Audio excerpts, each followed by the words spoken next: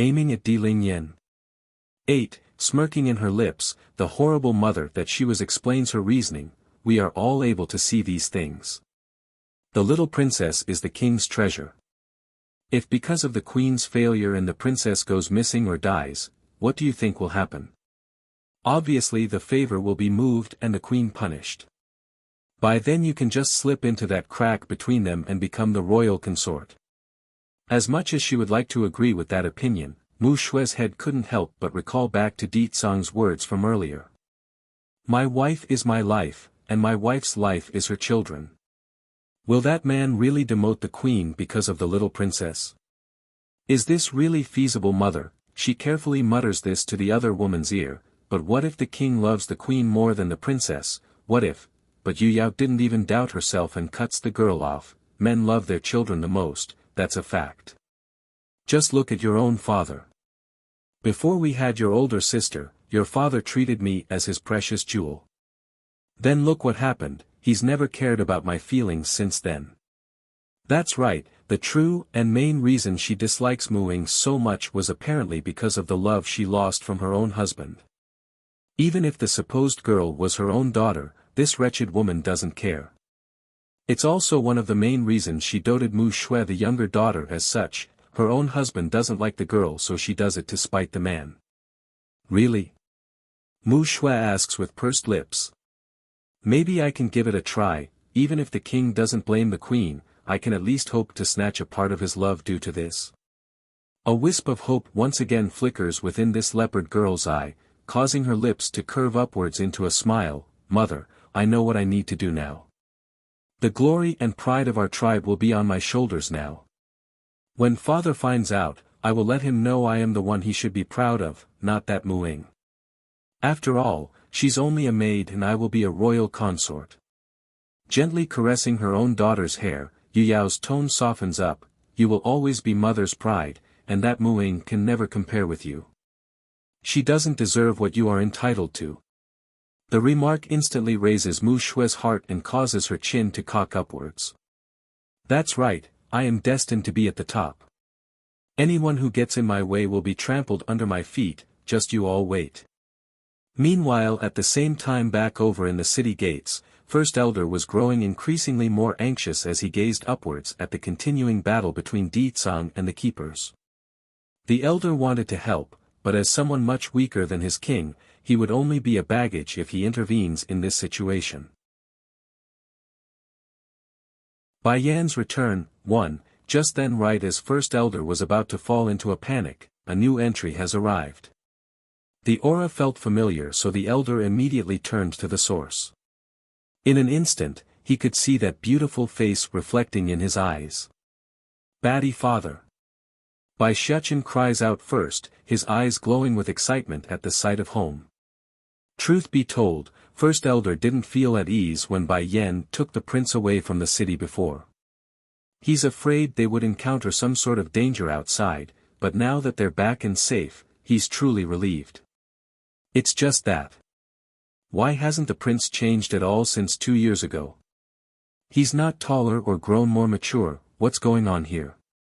He's no different from a 6 years old. It's a given that First Elder wouldn't understand why, after all, when Bai Shuchen was asleep, he's akin to being sealed away inside his body and that stunted his growth. Stepping back from the fighting, Di Tsang turns to his family that's on the other side of the sky. Yener, welcome back. Though smiling on the face, Bai Yan's tone was serious when replying, Di Tsang, these are, naturally as the husband, the man wouldn't miss his wife's intent because this shouldn't come as a surprise. They are from the Celestial Palace. He plays along without any delay.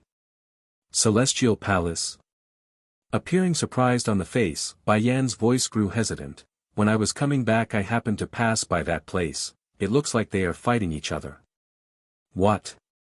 Keeper Ling and his peers were all shocked by the remark, causing their attacking self to stop with ugliness showing across their faces. Those idiots. The grumpy keeper yells this out. We've only left for a few days and they're infighting. They never doubted Bai Yan's claim because aside from Di Tsang, they couldn't think of anyone else who could raise up such a fuss. Therefore, aside from infighting, what else could it be? We're leaving. Bai Yan's dark smile only grew deeper at that. Oh yes, when I was passing by, I also noticed a dead keeper there. If I remember correctly, they were calling her Keeper Red or something. I estimate it won't be long before several more keepers fall at this rate.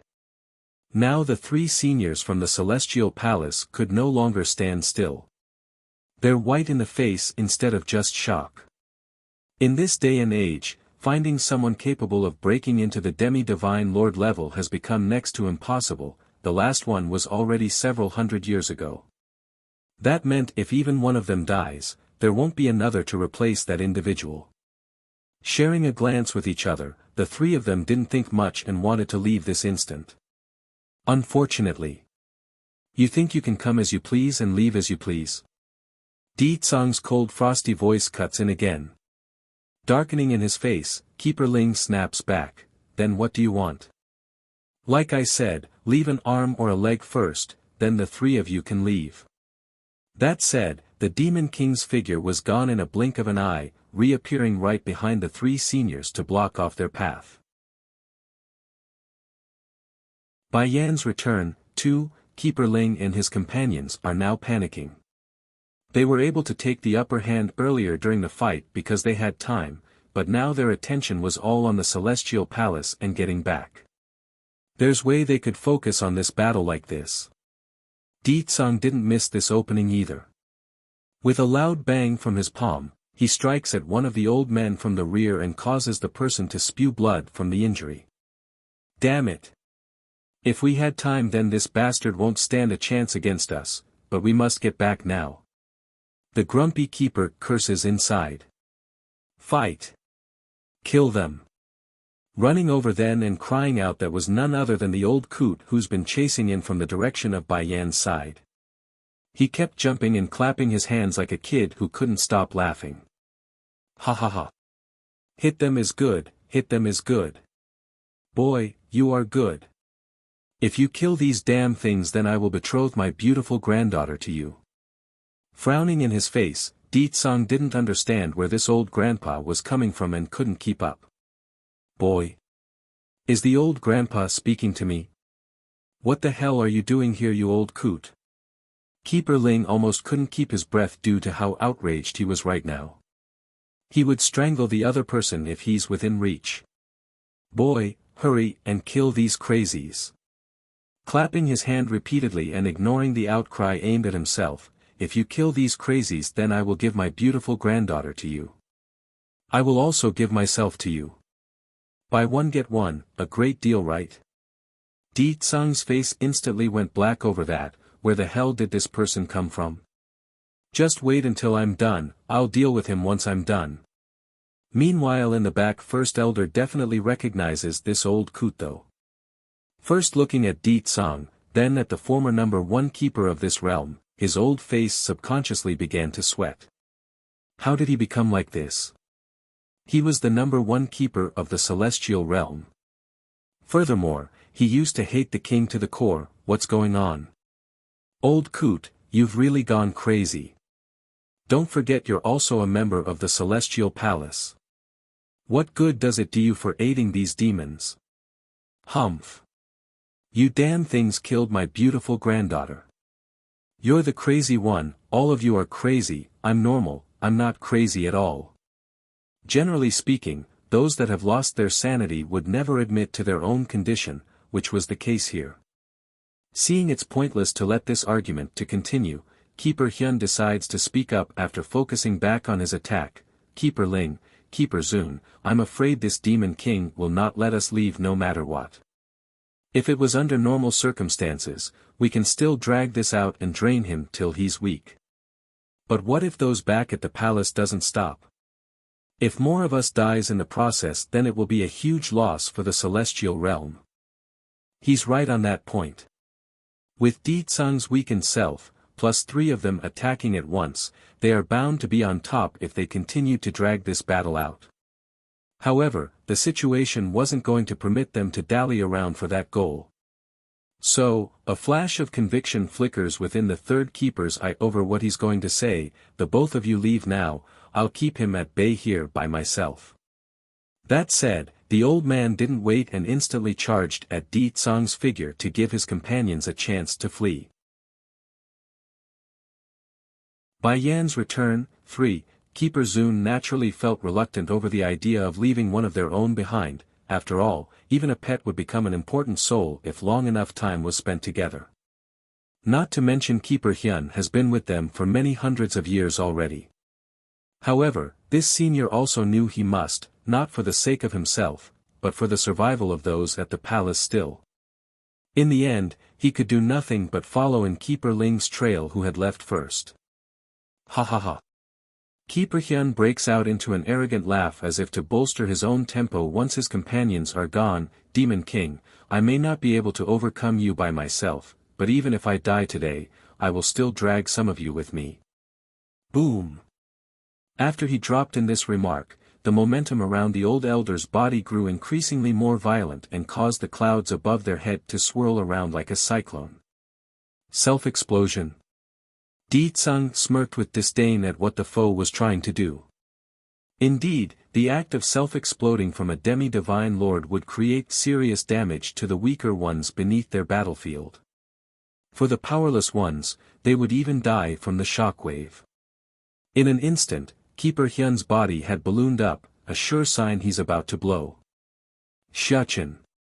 Bai Yan's complexion went white at the sight. Hurrying to pull her son into her arms, the woman wanted to protect the steam bun with everything she's got.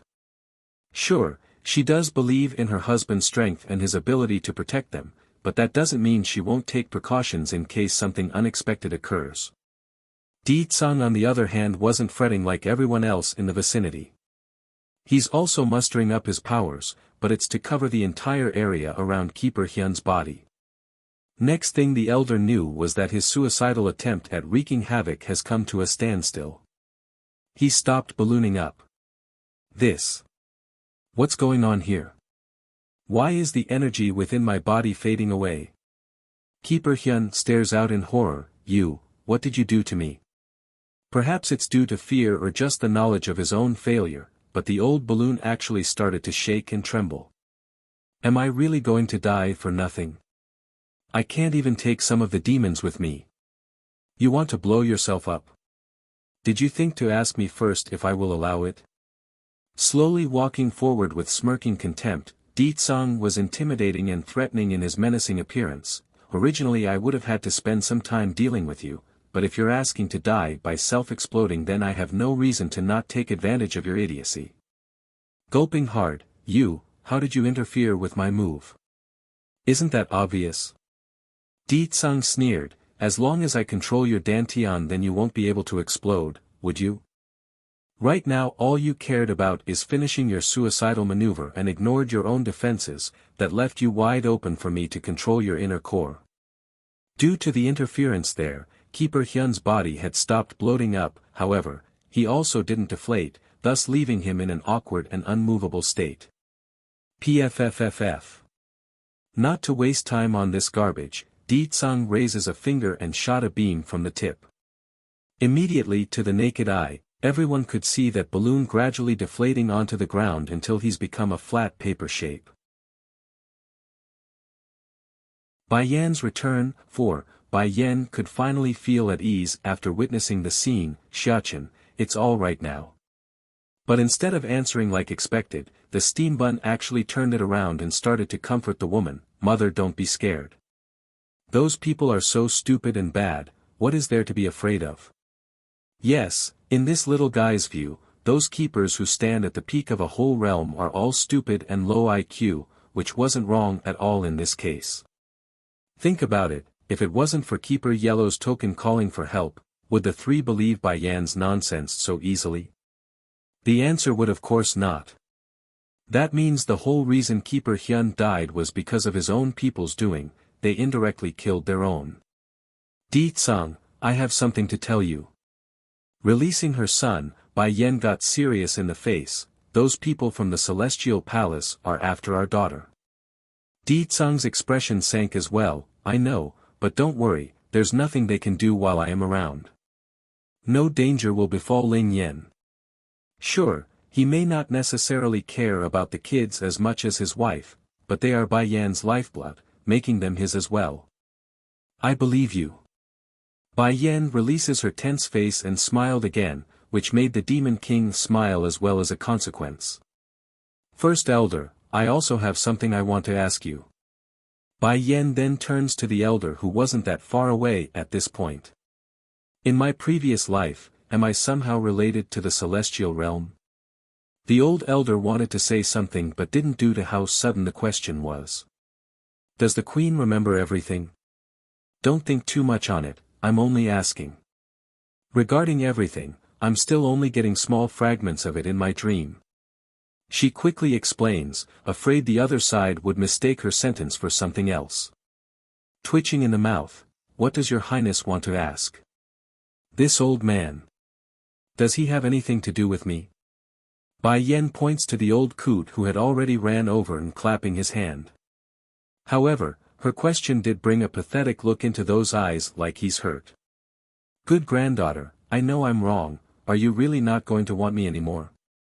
Unable to bear this, Bai Shuchen tugs at his mother's sleeve, Mother, great-grandfather is so pitiful, can we take him in?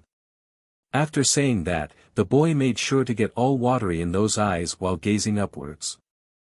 Hold on Shuchen, I want to hear from First Elder before making a decision. Ruffling her son's hair, she doesn't want to rush the matter, nor does she want to disappoint her son. Now First Elder definitely fell into a pinch. What should he say? Tell Bai Yan she's the adopted granddaughter of this old man that has clearly lost his sanity. And that every time the old man would kick the king out with a broom whenever he saw him. I guess you could say that. After a long while of indecision, he mutters this vague response out. I better keep the part about being kicked out with a broom to myself, otherwise who knows what will happen to me. Could say. Bai Yan frowns with more questions than answers. This, getting all sweaty under the pressure, First Elder eventually caved in after noticing the angry stare from the old coot, you are his adopted granddaughter. Bai Yan's return, 5, Bai Yan now got it and everything made sense now. Looks like I really do have some sort of tie to the Celestial Palace, and this old man didn't recognize me incorrectly. I know you. The old coot suddenly jumped his feet in anger while pointing at First Elder, you are one of the little bastard's people who tried to kidnap my sweet granddaughter. Is it him who kidnapped my granddaughter all this time? Is the little bastard here somewhere? Instinctively, First Elder casts a sideway glance to Ditsang using the corner of his eye. The guy you're talking about is standing right there talking to you, is he not? Really, did he really lose his mind or is he acting? Ditsang on the other hand had gone black in the face due to this sudden twist of event, Yenner is his granddaughter. Boy, you are the best. Though the old coot appeared livid across the face, his expression somehow manages to instantly change to a friendly version once turned to Ditsang, unlike that little bastard who tried to kidnap my precious granddaughter, you didn't do anything bad. But why do I keep thinking I know you from somewhere? Do we know each other? Ditsang looks like he wanted to faint and muttered to no one specific, I am good. You beat those crazies, that makes you a good person. Going white this time, Ditsang's expression was a real sight to behold since it's coming from him. Because I beat those people from the Celestial Palace that I'm good? He also wants to betroth his granddaughter to me. Does that mean he will also betroth Yen Yen to others as well if they beat the Celestial Palace? Then do you remember who the little bastard is and how he looks? That said, Ditsang smirks and casts a sideway glance to First Elder who was trying to keep his head low. It doesn't take much for this Demon King to connect the dots. Who else in this world could command that old bone to do something, that's obvious, himself. How can I remember what he looks like? The old coot scratches his head with confusion apparent in his eyes.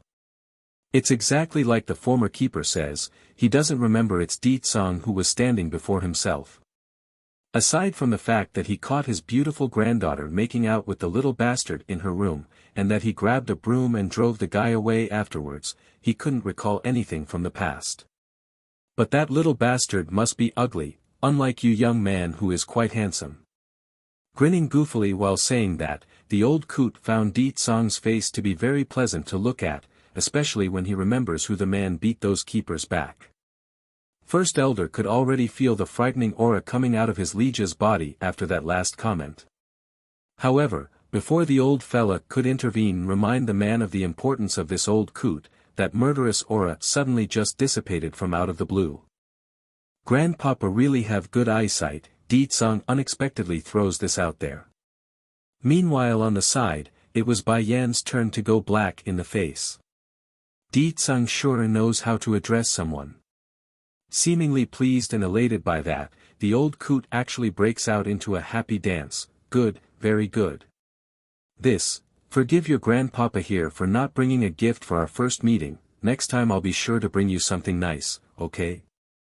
No need, Yen here is already the best gift you can give me.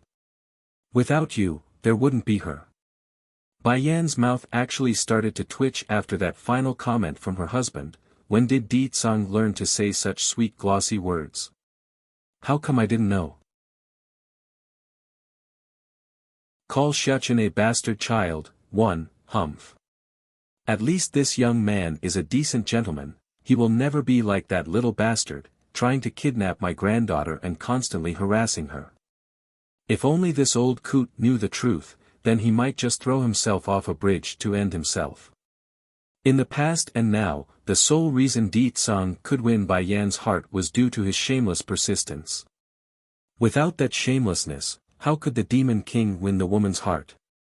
Mother, Bai Xiachen then pulls at his mother's sleeve, his eyes all pitiful and sad. I miss Ling Yan, can we go see her first?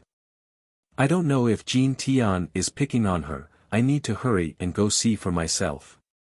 Understanding how much her son wants to see his little sister, Bai Yan didn't have the heart to refuse. Soft in her voice, okay, you go inside first and find your siblings, me and your father will follow behind soon. Wei. Jumping up with glee, the kid gives a giant smooch onto the woman's cheek and then ran for the palace without a second thought. How could the steam bun not be happy? The little sister was something he's been wanting for ages, and now she's finally here for him to cuddle. Like usual though, Di Tsong's sour grouchy side popped up again. Yen, you keep away from that boy from now on. He's my son. But he's too clingy with you.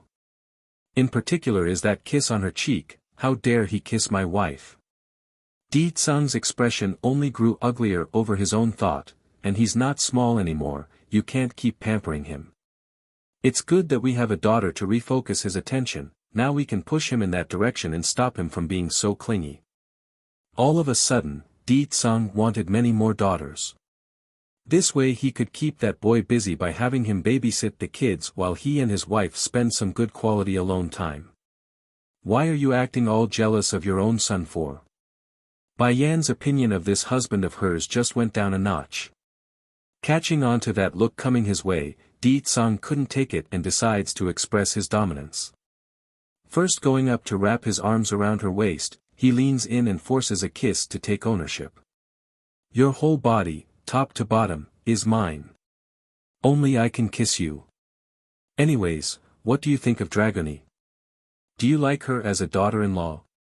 Dragoni? I like that child very much, and I always feel like I have some sort of traction to her from the get-go. That answer brought a smile to Di Tsong's face. I'm of the same positive opinion about her. She is a suitable candidate for Xiachen. If we can put him and her together then he will stop hogging your attention from me. I won't have to compete for your time. Yes, I need to put in precautions before it's too late. That boy is already so clingy at this age, what if he grows older and gets even more clingy? That will be terrible, that won't do. He can get his own wife. Blinking her eyes over the idea, Bai Yan kept staring at her husband. Di Tsong, is he trying to sell our son out like a prostitute? Furrowing that brow, I don't want to force anything on them. Dragoni and Xiachen have their own will, I want them to make their own decision. She liking Dragoni was true, there's no lie in that. However, she doesn't want to force anything on her children, that's a standard she won't budge on. And, if you're going to send Xiachen away then I'm going with him.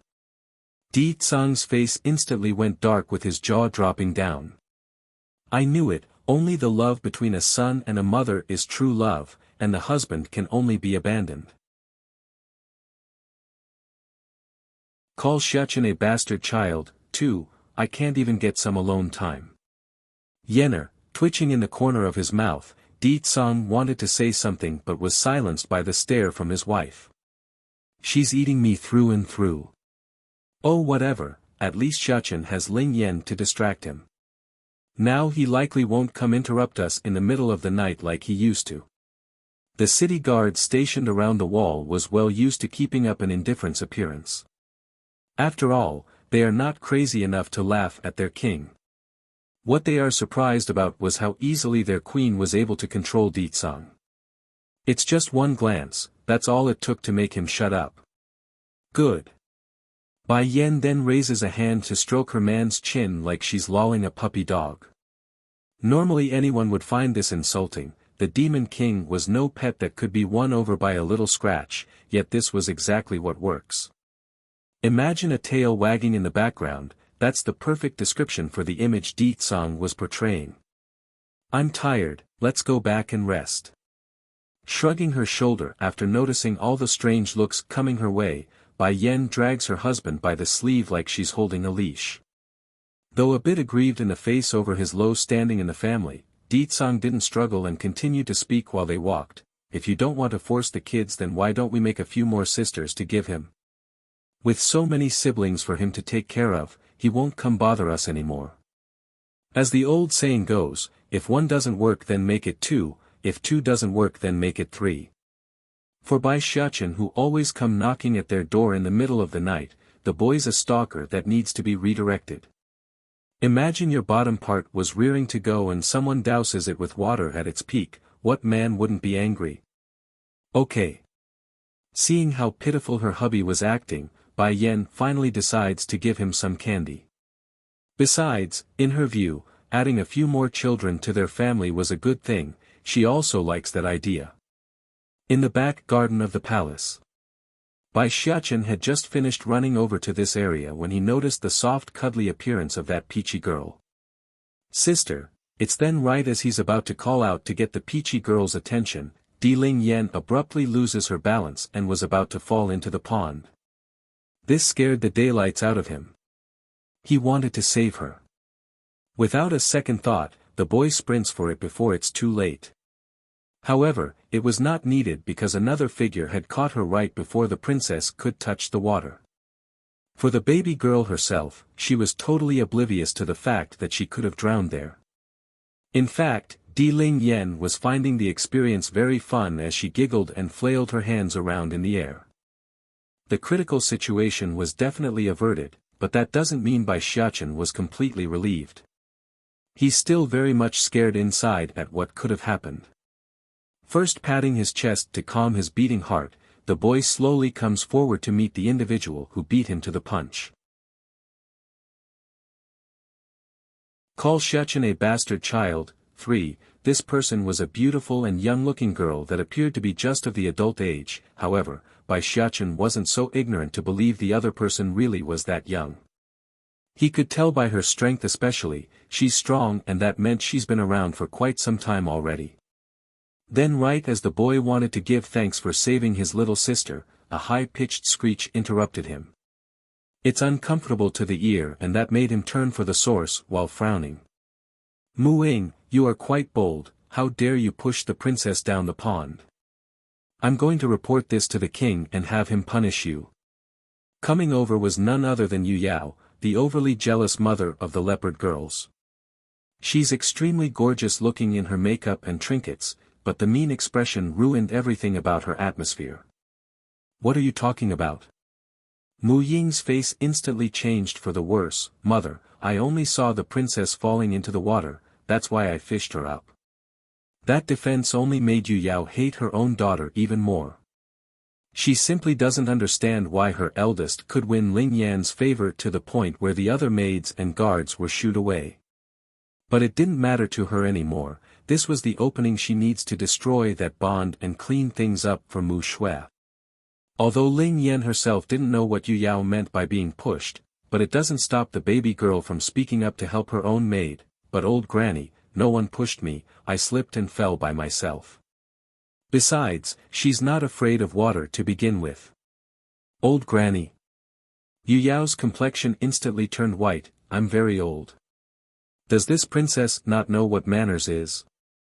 I knew it, only a half-breed will say something so rude. No education at all. Making a dry laugh to continue the conversation, little princess, you are still a child, so how can you recognize the darkness in people? This Mu-ing is not a good thing. She deliberately pushed you into the water just so she can save you. This way you will be grateful to her and listen to her whims.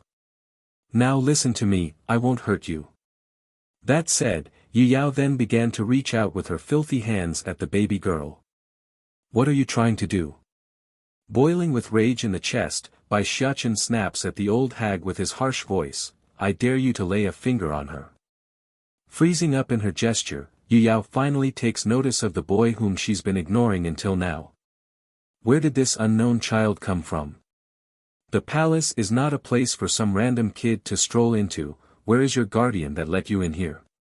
Though the vile old hag did find the steambun's face to be vaguely familiar to the eye, she didn't care and didn't want to dwell on the matter. In her mind, she only wants to remove this obstacle and get on with her plan. Big brother. Lighting up in the eye after popping her little head out from Mu Ying's leg, Di Ling Yan didn't wait and hurried to toddle for the boy's spot. Once again, Bai Xiachen was scared out of his wits after seeing how clumsily his little sister was walking. Heck, it looked like the girl's going to fall at any moment in how unsteady she was. Run slowly, don't fall, okay? He says with intense nervousness. Call Xiachen a bastard child, for, he. Giggling with delight as she grabbed onto her big brother's arms, Di Ling Yan couldn't be any happier right now. Big brother, I clearly fell by accident earlier. Why does this old granny keep saying it's Sister Mu-ing who pushed? Even though the peachy girl was clever and bright, she's still only a baby and needed some guidance here. Bai Xiachen didn't bother to answer the girl's question. Instead he picked her up and gave the girl a smooch along the cheek. He just couldn't help it, she's too adorable for him. It's so nice to have a little sister, I won't let anyone use her or bully her. At the thought and vow to himself, a blast of cold light beams right of the boy's eye, his aim, right towards Yu Yao who was still snickering with disdain on one side. You go first, Bai Xiachen dismisses Mu-ing who's been keeping a keen eye on the situation. I have seen enough and know you didn't push Ling Yan. In light of the order, the maid didn't move and only kept her head down. It's not like she wants to go against the steambun, but her duty was to protect the princess, meaning she couldn't leave the princess's side even if she wanted to lest she seeks her own execution afterwards. Nothing but a wild child, how dare you come make trouble at the demon city? Yu Yao finally snaps after seeing how little the boy cared about herself. Where are you parents or guardians? Why didn't they properly discipline you? How dare you try to cover up for the criminal who tried to hurt the princess? If your parents won't teach you then I will. Having said that, the old hag immediately rolled up her sleeve and raised a hand to slap down hard. But, without ever making contact, Yu Yao was shocked to find her hand frozen in the air, unable to move an inch from where it stopped. What's going on here? A flicker of panic filled the old hag's face, causing it to lose all color of red like it's been sucked out of her skin. What did you do to me? Her voice trembled with fear. It's just a human child, how can he limit my movements? Smirking coldly in his face, I don't care what sort of dynamics your family has going on here, but I will not let others take advantage of my little sister and use her. This little sister was someone he intends to dote and love for the rest of his life. There's no way the boy would allow anyone to have an inch of that evil thought in mind. If they do, he's going to remove them for good. Biting her lips hard, let go of me now. I'm warning you. This is the demon city, if you try anything then the king will not let you go. He will kill you and your entire family for crossing me.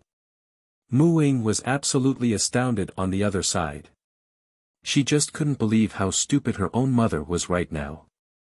Dare to say, brain dead would be the perfect description for Yu Yao in this case. For one thing, it's obvious to the maid that Bai Xiachen was no human child, he's using bloodline suppression. Then adding in the part regarding the way the princess was addressing the boy, calling him big brother, the answer was obvious relating to his identity. Then before anyone could say more, a series of running footsteps from the rear had caught the group's attention. Excited in the face at the thought of help coming, Yu Yao got all confident again. Little twerp, do you hear it? Those are the soldiers of the demon city. They have come to help. You better let me go now, otherwise I will have the king execute you.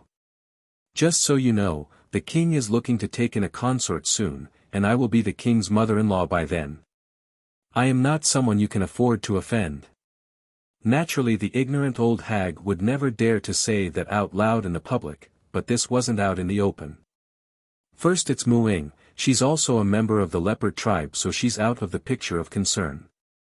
Then there's Bai Xiachen who she still assumes was but a human child. No one would believe him if she herself denies the claim, or so she believes anyway. Then the princess. Ho ho, who's going to listen to a baby that barely knows anything yet? Call Xiachen a bastard child. 5. Afraid the rancid old hag would scare his precious little sister that was in his arms, Bai Xiachen hurries to pat the girl's back to pacify her mood. However, his woes were clearly pointless because Di Ling Yan only had her big brother in those eyes. Whatever foul language Yu Yao was spouting, it never made it past her ear. Good Ling Yan, go play by yourself first, your big brother here needs to take care of something. He smiles reassuringly at the baby girl hanging off his neck. It's best to not let her see some pictures until she's older. I don't want to. Shaking her head like a rocking drum, Di Ling Yan refuses. I go where big brother goes. Behave Ling Yan, go find Jin Tian and play first. Due to how doting he was towards the baby girl, Bai Xiachen's voice didn't sound the least bit heavy like he's afraid of scaring her. Nevertheless, in light of her unwillingness to go, Di Ling Yan still did as told and dropped down from the boy's arm. Her face said it all there, she's not happy. Yu Yao on the other hand continued to snicker with disdain at the scene. This bastard and wild child dare to order the princess around. I don't know how he seduced the baby girl, but no one can shield him once the princess leaves. Once we're alone, humph, I'll make sure he learns who's in charge. But the old hag's evil plot was never meant to be. Before Di Ling Yan could take a single step forward to leave, the footsteps that was still pretty far away had now come into view. These men were heavily dressed in armor, all looking sharp and strong in the eyes. Yu Yao naturally felt elated at the supposed reinforcement. What are you palace guards doing? How can you let a wild child into the palace grounds without anyone noticing? I'll be sure to tell the king about your failure. Leading the group here was a demon by the name of Yuan Pe, he's the captain of this squadron. As for why he came running in such haste, it's because he got a report from his subordinates earlier that Prince Xiachen has returned. But what he didn't expect on this meeting was the harsh words coming out of this Yu Yao's mouth who shouldn't be here to begin with. In fact, he could feel his knees shaking right now, that's how horrified this captain was right now. Just like their head, the rest of the palace guards were also stupefied. This woman is nothing more than the wife of that leopard tribe's chief, how dare she scold the prince? And how dare she order us around? Who does she think she is? Yu Yao continues to be oblivious as usual. Heck, if someone with a smidge of brain just took a closer look, they would immediately notice the livid faces across the men. Cocking her chin high, from the way I see it, you palace guards also need to be punished and reorganized for this failure. Not only did this wild child sneak into the palace, he's also trying to defend Mu Ying, this bad seed who tried to harm the princess. If it wasn't for me coming in the nick of time, who knows what sort of plot they would have committed.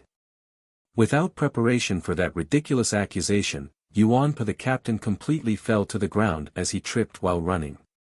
Instead of properly coming to greet Bai Xiachen by bowing on one knee, he ended up crawling and kowtowing like a criminal that was pleading for mercy. Talk about bad timing, the poor demon captain never did a damn thing, he only came at the wrong time. Now he's likely to suffer some sort of punishment for merely hearing Yu Yao's foul tongue. Prince Xiachen, forgive me for coming late. Prince Xiachen. Instantly after that title, Yu Yao's cheeky grin froze, causing her expression to turn an ugly shade of white as she awkwardly stared at the boy. Asking for death, 1, are you mistaken? There's no demonic energy coming off of this child, How could he be the first prince? Yuanpa didn't give a direct answer to the woman's question, instead he wiped the sweat off his forehead before looking up at the annoyed boy. When he saw that displeasured face, the captain immediately tensed up and shot an angry glare over to Yu Yao. How can we not know our own prince? Rather it's you, how dare you vilify his highness and frame the prince? Snap! The last string inside the old hag's mind finally broke apart, leaving her in a blank state of disrepair. How could he be the first prince, how could he? The little guy is clearly a wild child from the outside. Someone come, take this woman away. Yuanpa's face was cold and hard when shouting this order. Hold it. Yuanpa hurriedly swung his head around, is there any other order you wish of me, your highness? In light of being so small and young, Bai Xiachen's dominating aura was already starting to show on this occasion. You just said my father wants to take in a consort, that you are my father's mother-in-law. What does that make my grandmother then? A gust of wind swept through, causing Yu Yao to shudder profusely like a chill ran through her back. In her desperation, this despicable mother actually had the nerve to turn towards Mueng, the very girl this old hag tried to frame as a criminal. Thankfully, the eldest daughter of the leopard tribe had enough sense not to make eye contact. After all, she's not only gone through various maltreatment at the hands of her own mother, she's now also being plotted against by her own family. The consequences are death by execution, that's beyond the level of being biased anymore. Yuanpa and the others were stunned by that comment, of course. Some time ago it was widely known that the king wanted to take in a consort, they're aware of this rumor. However, that idea has been shut down the day first elder came out of his closed-door training period. Of course, many still believes that to be the case inwardly but would never say it aloud. Now where's the issue here? Well, a consort was nothing more than a concubine. How could a concubine's mother be Di Tsang's mother-in-law? That's unheard of in their society. I want a consort. A cold and gloomy voice suddenly reached out from the rear like a claw choking their throats.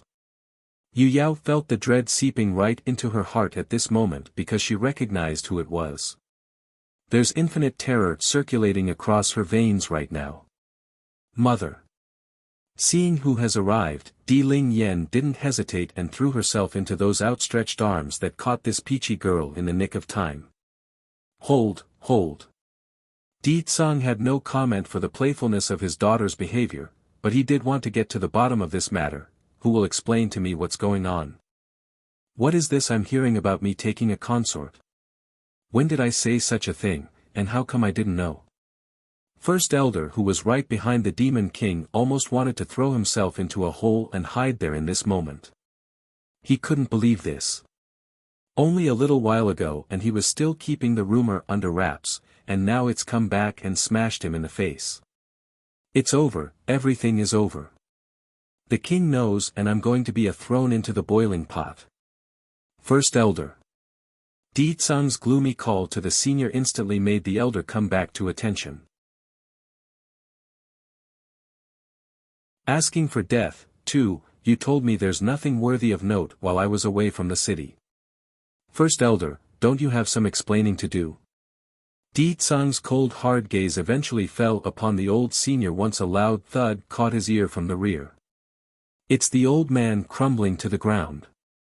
Trembling in his voice, "Sire, forgive me. I was in the middle of a closed-door training session and didn't know about the rumors until I came out. By the time I got wind of it and started to investigate the matter, Your Majesty have already returned. Is that why you're hiding it from me, afraid I would get mad?" Di Tsang presses for more info, his tone still as frosty. No reply came from the elder because he knew the fault lies with him on this issue. He was in charge, meaning he should have done a better job. What if Bai Yan misunderstands and runs off again? That would make him the greatest sinner. Thinking up to here, First Elder timidly looks up towards the woman in question. "Queen, you have to believe in His Majesty, these things are all just rumors and fakes, there's no way the king would want another woman. He's absolutely true towards you." Caressing her chin while glancing back at her own man, Bai Yan's next words were unexpected. As the old saying goes, there wouldn't be waves if there aren't any winds. Di Tsang's face instantly went bleakly white. The poor demon king only felt so confident earlier because he believed his wife would believe him, but now what? What does she mean by there aren't waves if there aren't winds? She doesn't believe me. We clearly went through so much together, why doesn't she believe me? Yan, why don't you believe me? I never once thought about taking a consort. I said I will only have you in my entire life, never to violate that vow. I can use my soul as a token for the oath. Di Tsang's tone sounded both sad, angry, and painful there. A mixture of everything. Bai Yan's face got livid over how stupid her husband was acting. "You shut up first." Sure enough, the wife-slave instantly went silent and closed his yapping mouth. Talk about holding no place in this family. He couldn't even save some face before his subordinates while trying to make a case. Done with shutting up the demon king, Bai Yan then turns back to First Elder. "As I was saying, there can only be waves if there are winds to push it.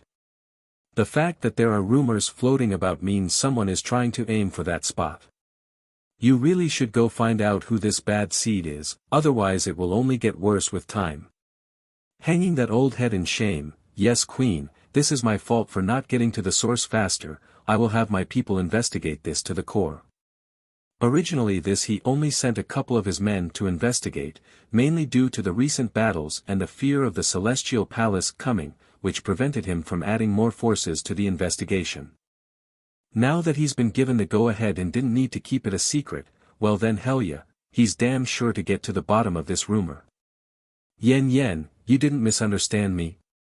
Di Tsang speaks up from the side again, his voice hesitant and still aggrieved. Silly. Swinging around, Bai Yan grins beautifully at her puppy man-child. Seriously, she herself was partly to blame for this sort of behavior and she knows it. The first time Bai Yan would run away from home with her son was because of the lack of faith, that she won't deny. However, it's like the Demon King says, they've already went through so much, built up so much, how could she not trust him anymore? Asking for death. 3. Yu Yao's body continued to back up into a corner, her eyes showing incredulous disbelief. The demon realm's wise and mighty king would become a slave before his queen. This is that man. He promised her one love, one life. Ridiculous. Ridiculous. Women should be nothing but ware for men. How can she dominate such a mighty king to herself? This can't be happening. This is not real. Very quickly, those eyes have changed from the initial shock to pure anger until it fell into despair. Even so, this wretched old hag continues to deceive herself and refuses to face facts. Mother. It's then Bai Xiaoqin's voice broke in, his body rushing over to throw himself into Bai Yan's arms as well. Mother, Ling Yan almost fell into the pond just now but was saved by her maid over there. Pointing to Mu Ying, who continues to keep her head down, but then that old hag jumped in from out of nowhere and kept blaming her, saying it was the maid who pushed my sister into the water. She insists on punishing Ling Yan's maid for some reason. At first Bai Yan was still showing her loving and doting face at her two children, but that instantly changed after hearing that outrageous story. And do you know what, mother, when I defended Ling Yan's maid because I saw everything too, that person called me a wild child of some bastard. She kept scolding me and said I had a bad upbringing. That only made Bai Yan's expression sink darker to the point where those around her instinctively took a step back. Right now the woman's aura felt more menacing than Di Tsang's dominance. That's how angry this mother was right now when someone starts cussing out her own children. Di Tsang, how come you are letting just any demon into the city? She says without ever facing her husband. Feeling the cold chill running down his back over that remark, the Demon King knew he's in trouble tonight. Without delay, he snaps at the rear guards who came with him. Who allowed this crazy old hag to come into my palace? Did I not give an explicit order that random individuals are not permitted inside? Yuan Pa, the guard captain, crumbled to the ground with his knee. Sire, she was allowed in because of her passage token. She's the wife of the leopard tribe's chief. Di Tsang didn't say more to the poor demon soldier since this was his own doing. Instead, he locks onto Yu Yao, who was still shaking in one corner. That was all it took for the unimaginable to happen. When the old hag locked eyes with the Demon King, she shuddered and then released a patch of unknown liquid down her important spot, which was yellow and emitted a foul odor to the nose. How come I didn't know I've become a bastard that only knows how to raise a wild child? Do I need you to lecture my son and have you discipline him? Prostrating on the ground now, spare me, sire. I really didn't know he is the prince. I only said all those things because I was concerned about the princess. Yes, I only did everything for the princess's sake. I was afraid some unknown stranger would try to abduct her. Yes, I only did everything for the princess's sake. I am not wrong. The king should know this, he should. Thinking up to here, Yu Yao's heart eased up a little and also got a better color along the face. Huffing a grunt at that obvious lie, Di Tsang smirks and turns to his own son. Xiachen, the weather is getting cold, how about I have someone make you a leopard coat for the season? If one is not enough, I can have two made. Bai Xiachen naturally wouldn't feel turned off by the suggestion and replied with light in those eyes, okay, I want two made, one for me and one for Ling Yan. As for her meat, I don't want to eat it. I'm sure it's going to taste bad with her personality. If that's what you want. Di Tsang ruffles his son's hair like a father spoiling their child. This scared the daylights out of Yu Yao there. Of course she would be, she's going to be skinned and turned into a coat, why wouldn't she be? Asking for death, sire, I know my fault now, I really know it. I only did everything for the princess's sake. Yu Yao seems to have thought of something then and turned towards Muing.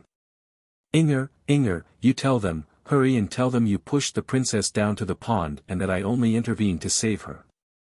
Tell them. Muing felt wrong to begin from all those years of maltreatment, but to hear this directly from her own mother that she wants her to admit guilt, well, that's just beyond grief anymore. It's downright humiliating and insulting. Inger, how many years has it been since I heard her call me that? So she's willing to call me using that way just so I can die for her. Ha! For a moment, the poor lady who never felt motherly love could swear there's some kind of lump suffocating her lungs. That's just how hurt she was inside, and that's also the moment where any family ties she had with Yu Yao died off. She's done with her and wants nothing to do with the old hag. I did not try to murder the princess. Without looking up and half-kneeling there, Muing respectfully answers without a hint of dishonesty. Sire, I've done as you instructed and cared for the princess with the utmost respect, never have I overstepped my boundaries or tried to murder her. That speech felt like a thunderclap for Yu Yao. Pointing with fire spewing out of those eyes at her eldest daughter, this woman was seething with rage. Do you know what you're talking about? You were clearly trying to kill the princess, admit it. Don't you know you're trying to kill me by denying that? That brought a derisive sneer to Mu Ying's face. So even she knows that could warrant the death penalty. So she wants me to die for her. The friction between the leopard chief's family didn't escape those present. It's too obvious something wasn't right. Di Tsung could care less though, he only cares about his own family and that meant his precious gem of a daughter. Quiet. Bai Yan finally snapped after seeing the old hag trying to point her finger at Mu Ying. Then turning back to her own daughter with a gentle smile of cooing nature, Ling Yan, tell mother here what happened. Biting her own thumb, the peachy baby explained despite her own nervous expression, just now I was playing and accidentally fell into the pond over there, but Sister Mu Ying saved me by fishing me up. Although she's not afraid of water, but others don't need to know that. I understand then sweetie. Giving the baby girl a rub on the head as a compliment for being brave, Bai Yan returns her attention to the woman with that hard-cold gaze. What else do you want to say? That completely went beyond what Yu Yao expected. In her view, everyone should be believing her words and not some child. What does the little princess know? She can't even walk properly. Her brain must not be functioning properly. Are you all really going to believe her? The moronic woman splutters this out without forethought. Protect the princess for a lifetime. 1. Handing over her daughter to Bai Xiachen for caring, Bai Yan took one step forward to come before Yu Yao's figure. Her eyes are menacingly cold when glaring down at the fool. Boom! That instant, the old felt like the air has left her entire being as she shoots out like an arrow and impacting the nearest wall. She wanted to scream, she really did, but the pressuring aura coming out of the other side left her too frightened to voice out the pain. You called my son a wild child.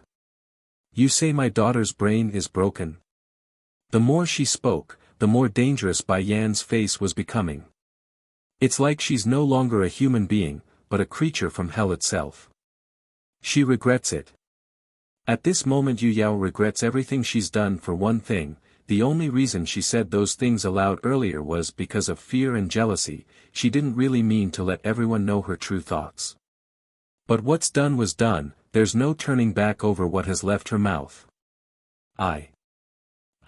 Gulping hard, Yu Yao kept shaking her head as she scanned the area for help. But not one look coming her way said they would, which eventually caused this old hag to turn back to Mu Ying. Inger, the princess always trusts you, help me beg them. I don't want to die, I really don't want to die, only you can help me. Mu Ying didn't budge though, she remained still and stood beside the peachy baby's side with that sarcastic smirk. You wanted me to die back there, why should I? You wanted me to die back there, why should I? Ah! Originally the old hag wanted to say some more to make her case, but the sharp pain coming out of her arm sent her screeching in pain.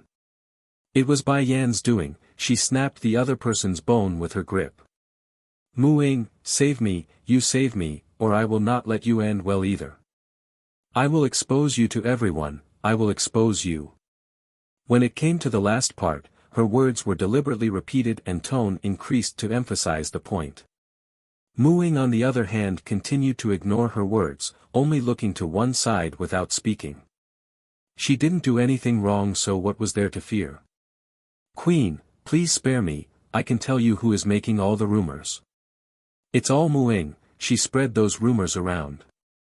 Her purpose is to promote herself into the consort position, that's why she got close to the princess, she wanted to use the girl to get to the king. Yu Yao splutters this all out through grits and stone. Mu Ying was absolutely flabbergasted at the shamelessness of her own mother. Even to the end, she would rather have me die instead of Mu Shui. We're both her daughter, how can she be this biased? Closing her eyes, the faithful maid seems to have come to a decision after a long second of silence. My queen, I am guilty. Yu Yao actually fell silent in that moment, as was everyone else present who were equally as stunned by that admission of guilt. Protect the princess for a lifetime. 2. So Mu Ying's just going to admit guilt so easily when she kept denying it earlier? The crowd thought, not quite understanding why. Queen, I am guilty, I've long known about Yu Yao and Mu Shui's ill intents. My sister wants to be a consort and has been spreading the rumors on her own in secret. If you need proof then you can go ask the demon soldiers that brought us into the palace. They were also present when my sister first started those lies. Yu Yao's expression completely changed after that, her voice growing insanely angry. However, Bai Yan's pressuring aura instantly shuts the old hag up again so she stops interfering. Without the interruption, Mu Ying continues her story. I know my crime is deep, Your Highness, but I couldn't bring myself to oust my own family back then. Now they're getting worse and even tried to frame me. I was wrong, my own weakness allowed things to reach this stage. In light of her own belief, this leopard girl didn't regret her decision that day. If anything, Mu Ying believes whatever that's about to befall herself would be the debt she owes to Yu Yao for giving birth to herself. From here on forward, she owes this woman nothing. That's why I've been limiting my younger sister from getting close to the princess. I know her personality, she was likely scheming to use the princess to her own advantage in some way. I know what I did is selfish and my own fault. Please punish me accordingly, I deserve this. The whole garden has fallen quiet with most not daring to speak up. Indeed, you are also guilty for hiding this from us. Bai Yan eventually broke the silence, and your punishment will be a severe one. Mu Ying didn't defend herself, only bowing her head low. So Her Highness wants to dispose of me, that's fine. Yu Yao finally found her voice again after this sudden twist of event. Mu Ying, you bitch, you think you can escape this disaster? With the queen's mien, you will also die, ha ha ha. Looking at her crazy hysterical laughter, one had seriously questioned if these two are really mother and daughter. If anything, they look more like mortal enemies going at each other's throat. It really begs to wonder what sort of experience could turn someone into such a vile existence. Bai Yan didn't pay attention to the annoyance though. Continuing with her still hard voice, so, I will punish you by ordering you to protect my daughter for the rest of your life, are you willing? Mu Ying was shocked and stunned by that. Looking up, she stares in disbelief at the demon queen. There's no malice from what she saw, nor deceit or mockery, only the serious and firm look of someone asking if she's willing. This made the leopard maid go on a beating rampage of excitement. Her Highness wants to let me go. Yu Yao's expression froze in that split second, she too was in shock and in disbelief due to those words. Yammering her lips, this old hag couldn't say a thing due to losing her voice and mind. Why? Why didn't the queen punish Mu Ying? Mu Ying is a bitch that deserves to die. I'll ask you again, are you willing? Bai Yan asks once again, her brow furrowing due to the lack of reply. This time Mu Ying didn't hesitate and practically blurted out her decision by nodding and stuttering, yes. I am willing. I will use my life to protect the princess. If I violate my oath then let me be damned to the darkest and cruelest reaches of this world. In saying this, her eyes are strong and glowing with luster. Very well, nodding in satisfaction, Bai Yan returns her attention to the other woman that needs to be judged. You are a member of the leopard tribe? Yu Yao was already too stunned to speak, so it was First Elder who stepped in to answer. She is the wife of the leopard chief.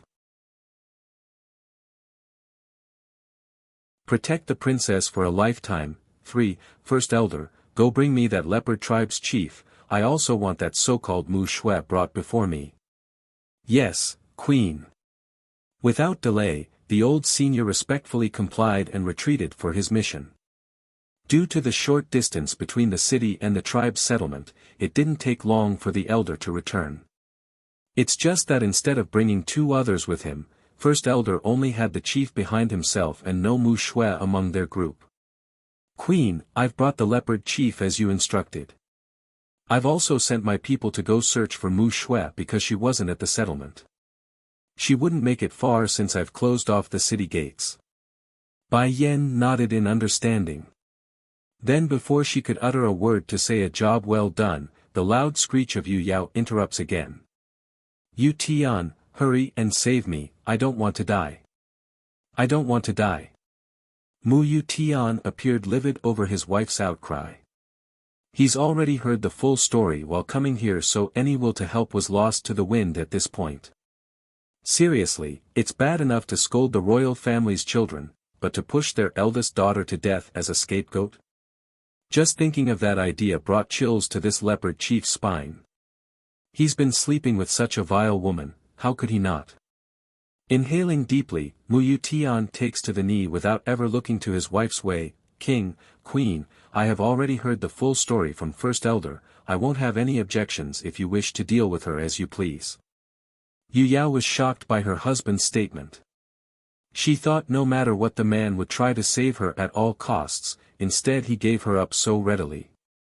Did you forget your vow to me, Yu Tian? You said you will love me for the rest of my life, why are you abandoning me now? Why? The old hag shrieked, the pain in her arm causing that face to distort into an ugly mask. Smiling bitterly as he faced the woman, you are asking me why? Did you forget how you've treated Inger all along? I thought you are only biased to Schwer because she's the youngest, but to think you would try to push our eldest daughter into the burning ember, I can't believe you. Now you actually have the audacity to offend the royal family and drag the entire tribe down with you as a gambling chip.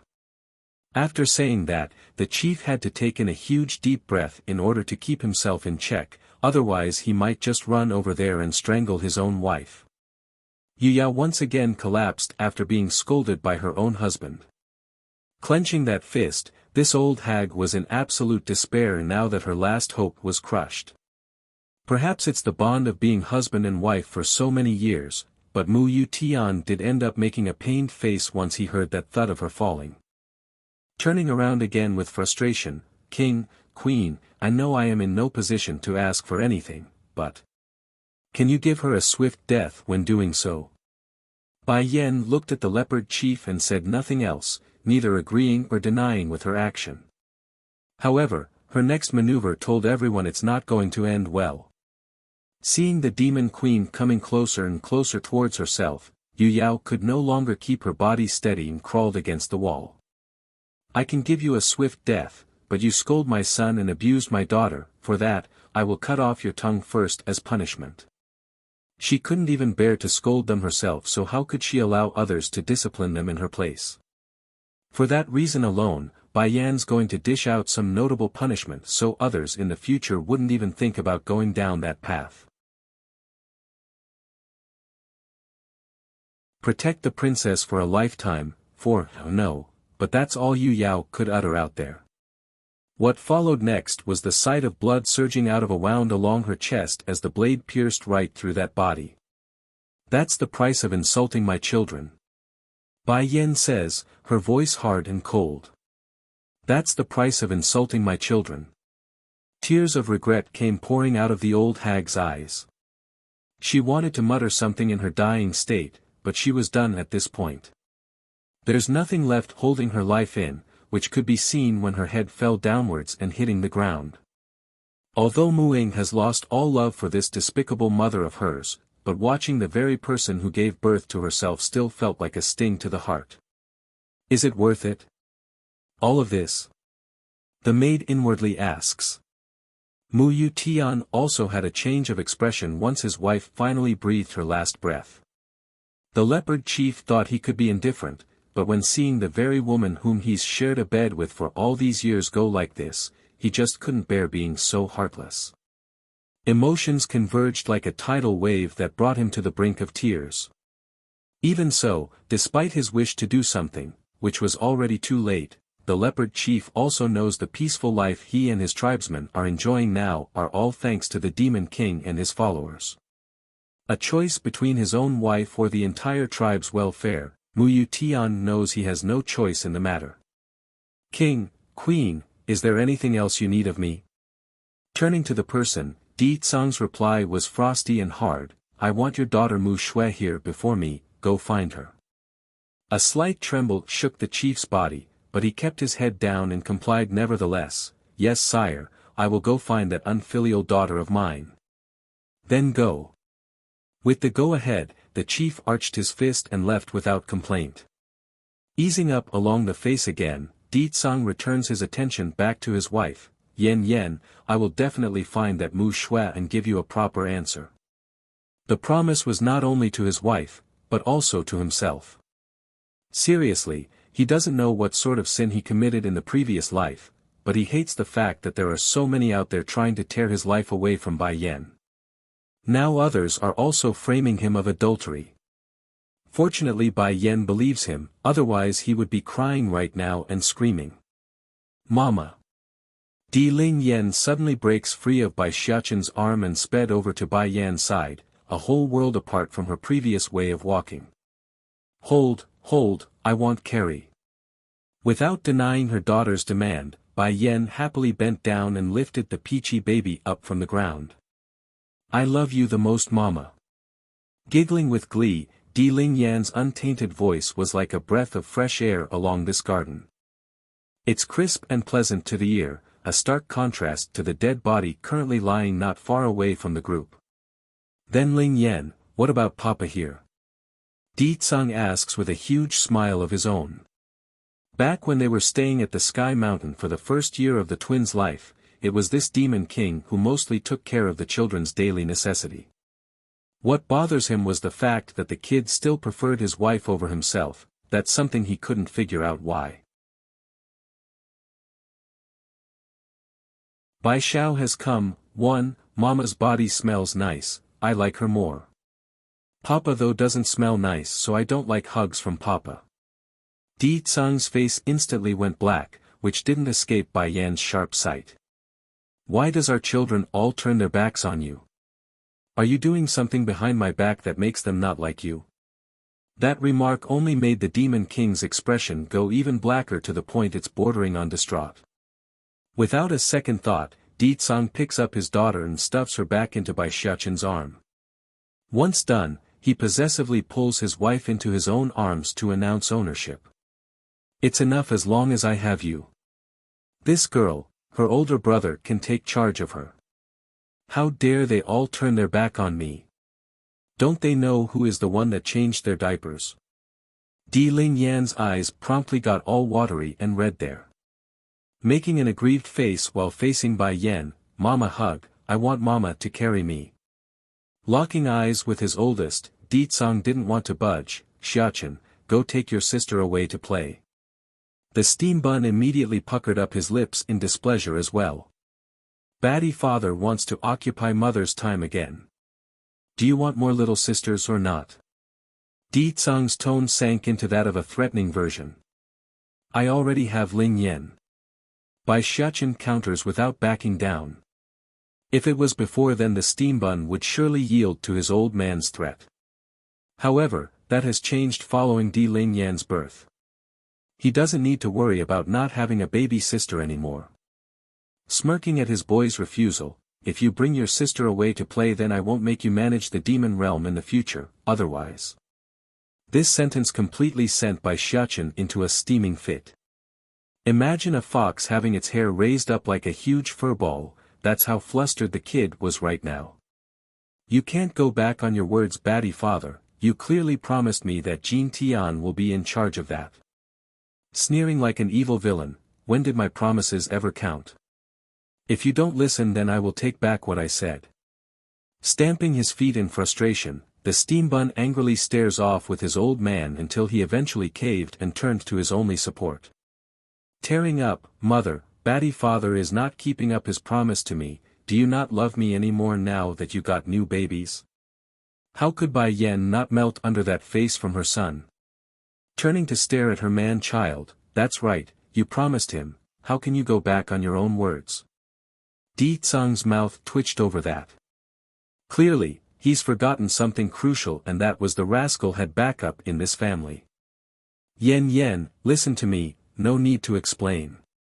It goes without saying that when you promise your child, you have to fulfill your promise. What's more, it's fine for Jin Tian since he's small, we can instill the idea into him through repetition. However, you can't do that with our eldest Di Tsang.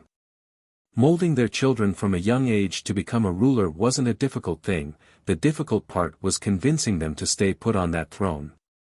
For Bai Xiachen, who has already reached an age where he knows a lot about this world, deceiving him would only create more issues along the way. What if he suddenly abducts from the throne and refuses to go back on it after seeing the rest of the family constantly going out to travel and play? After giving her reasoning, Bai Yan then turns to the steam bun. Xiachen, you need to remember, you are the eldest. If your younger brother doesn't want to be the demon king, then that position falls on your head. Originally the kid was full of excitement since he's getting help, but after that comment, his face instantly collapsed into a depressed frown. But, flashing a smile along her eyes, if you can cheat your little brother into the position by constantly teaching him to do so, then me and your father here won't have an opinion on the matter. Bai Xiao has come, too. A visible light blooms from within Bai Xiachen's hopeful eyes after hearing Bai Yan's suggestion. I understand, mother. Come Ling Yan, we will go find your brother Jin Tian to play. When saying this, the boy's face was all red due to the excitement he had over what he has planned. Mother is right, Jin Tian is young still, he won't understand what's going on at all. I can easily manipulate him onto that throne. And with his IQ, he won't understand for at least a few more years. By then it will be too late for him, Kakaka.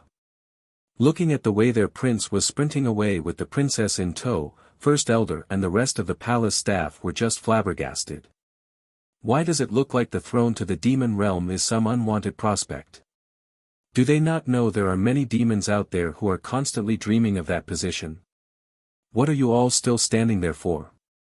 Bai Yan asks with furrowed brows after seeing the dazed faces. Hurry and go search for that Mu Shui, I want her before me.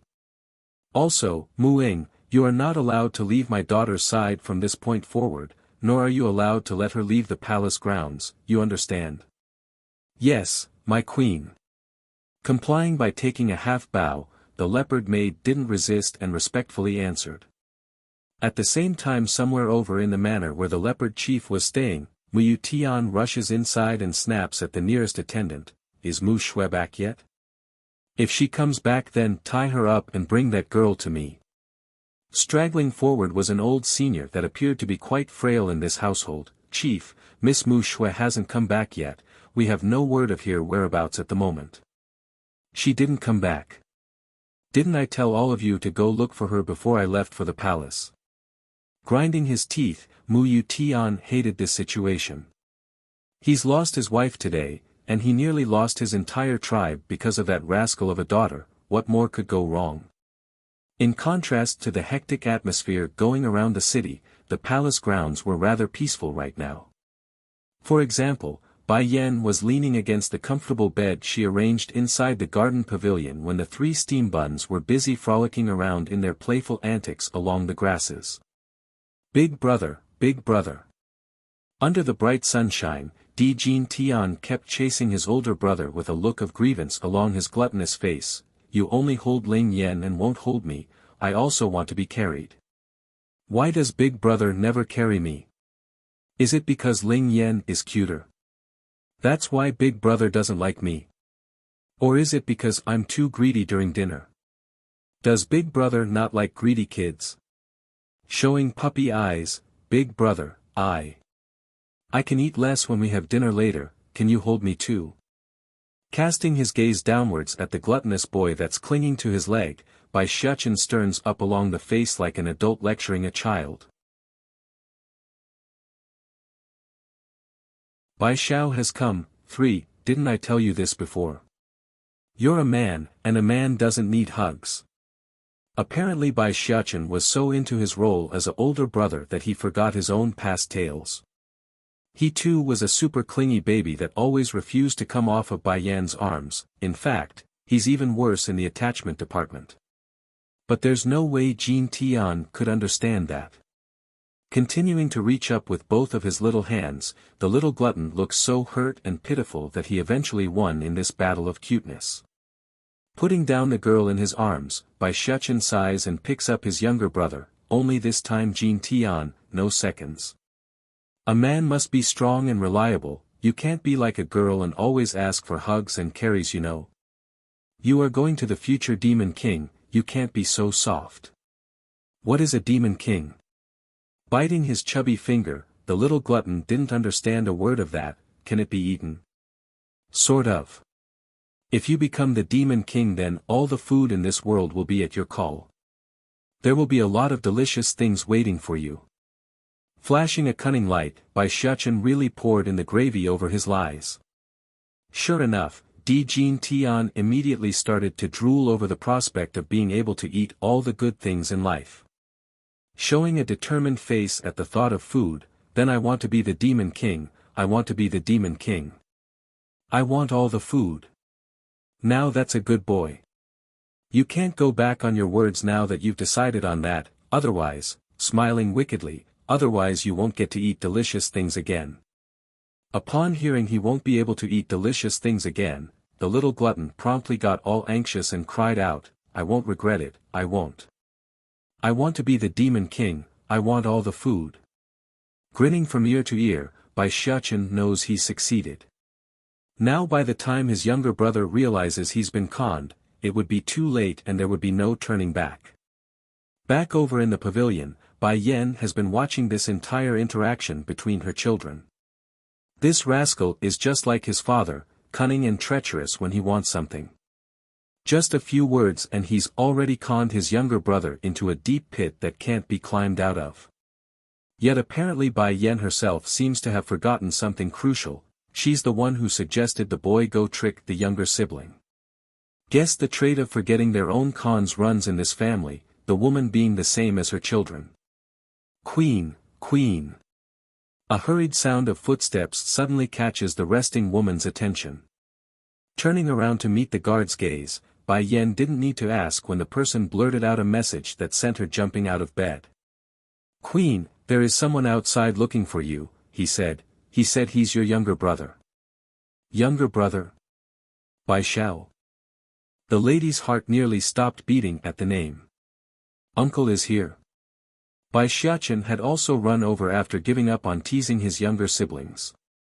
Big brother, what is an uncle? Di Ling Yan asks from one side after hearing the boy. Uncle is the younger brother of our mother.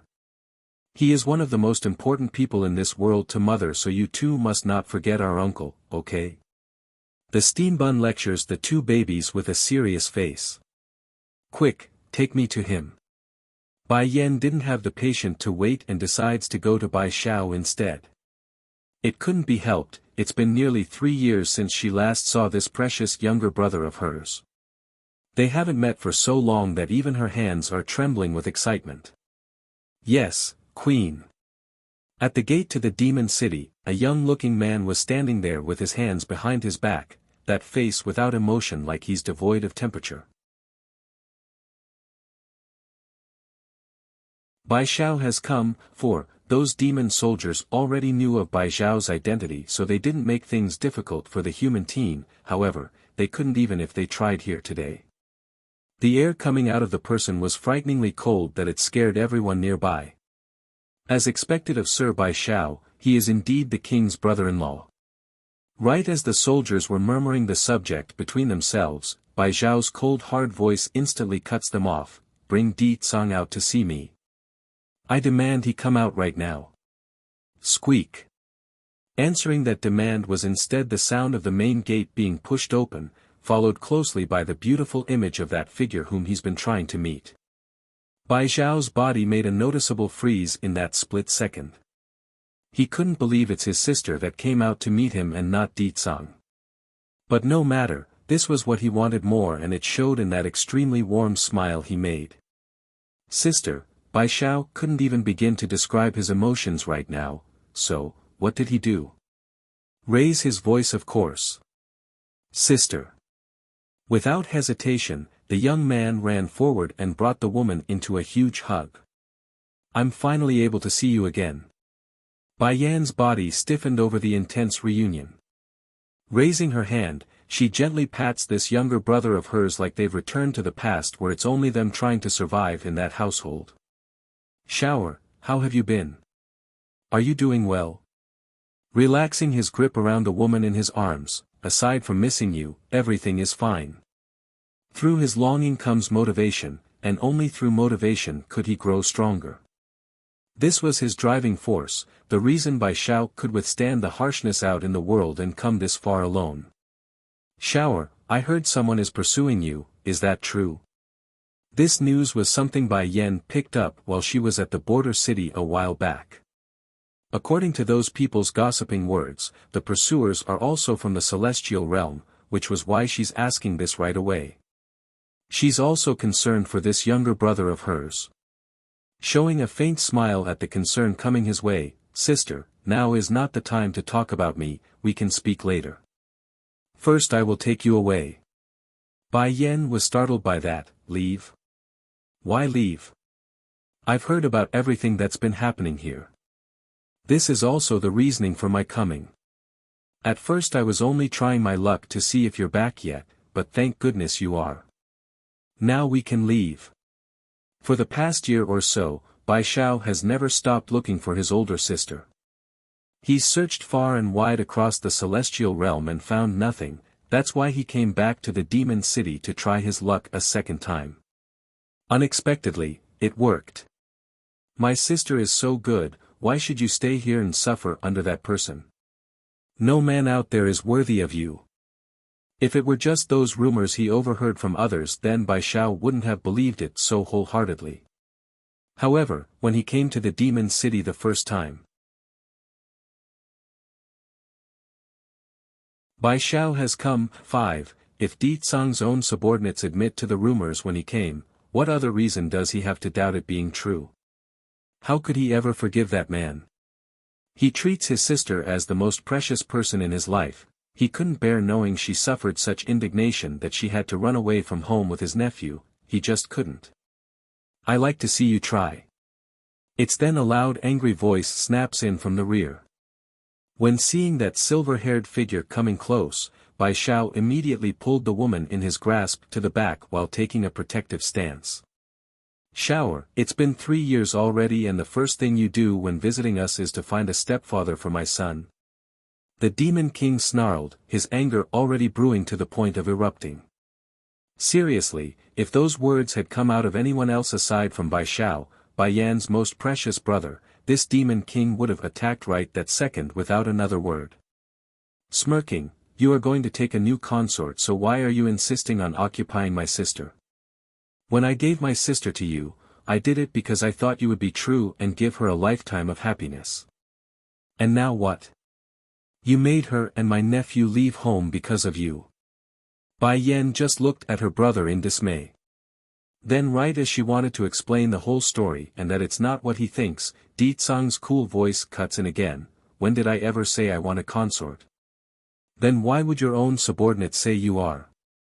Frowning in the face, Di Tsang's gaze shifts to his own men who are trying very hard to avoid eye contact.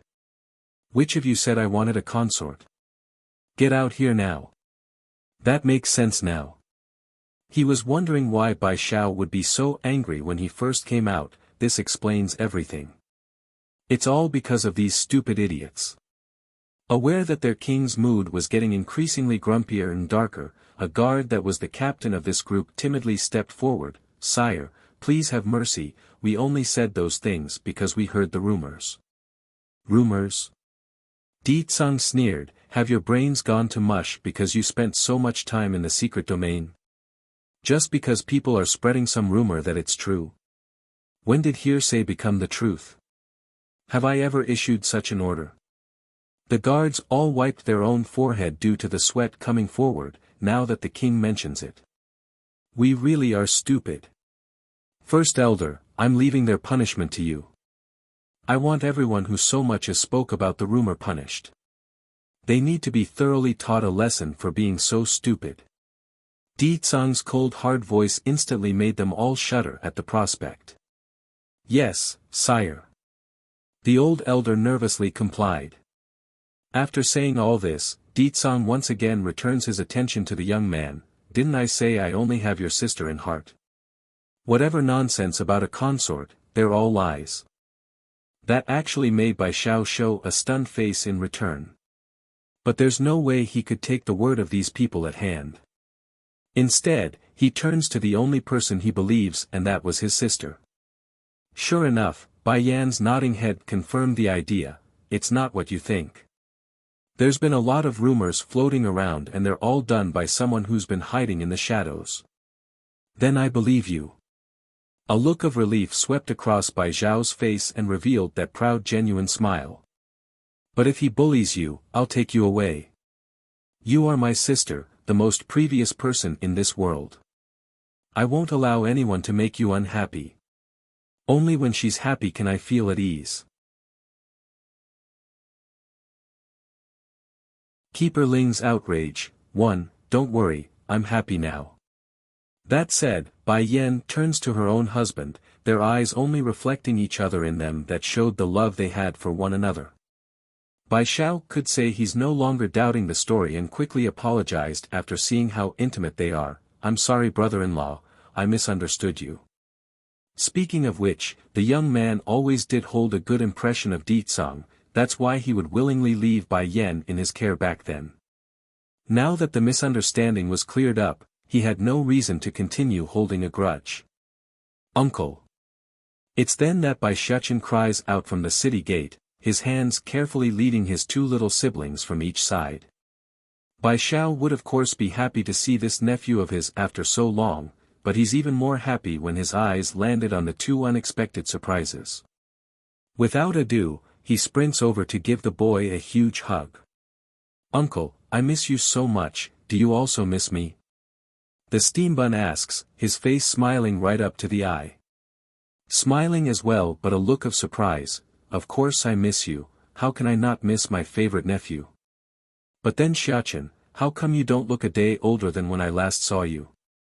It was Bai Yan who answered the question with a slightly embarrassed face. I can explain that shower. I left the city because of that reason.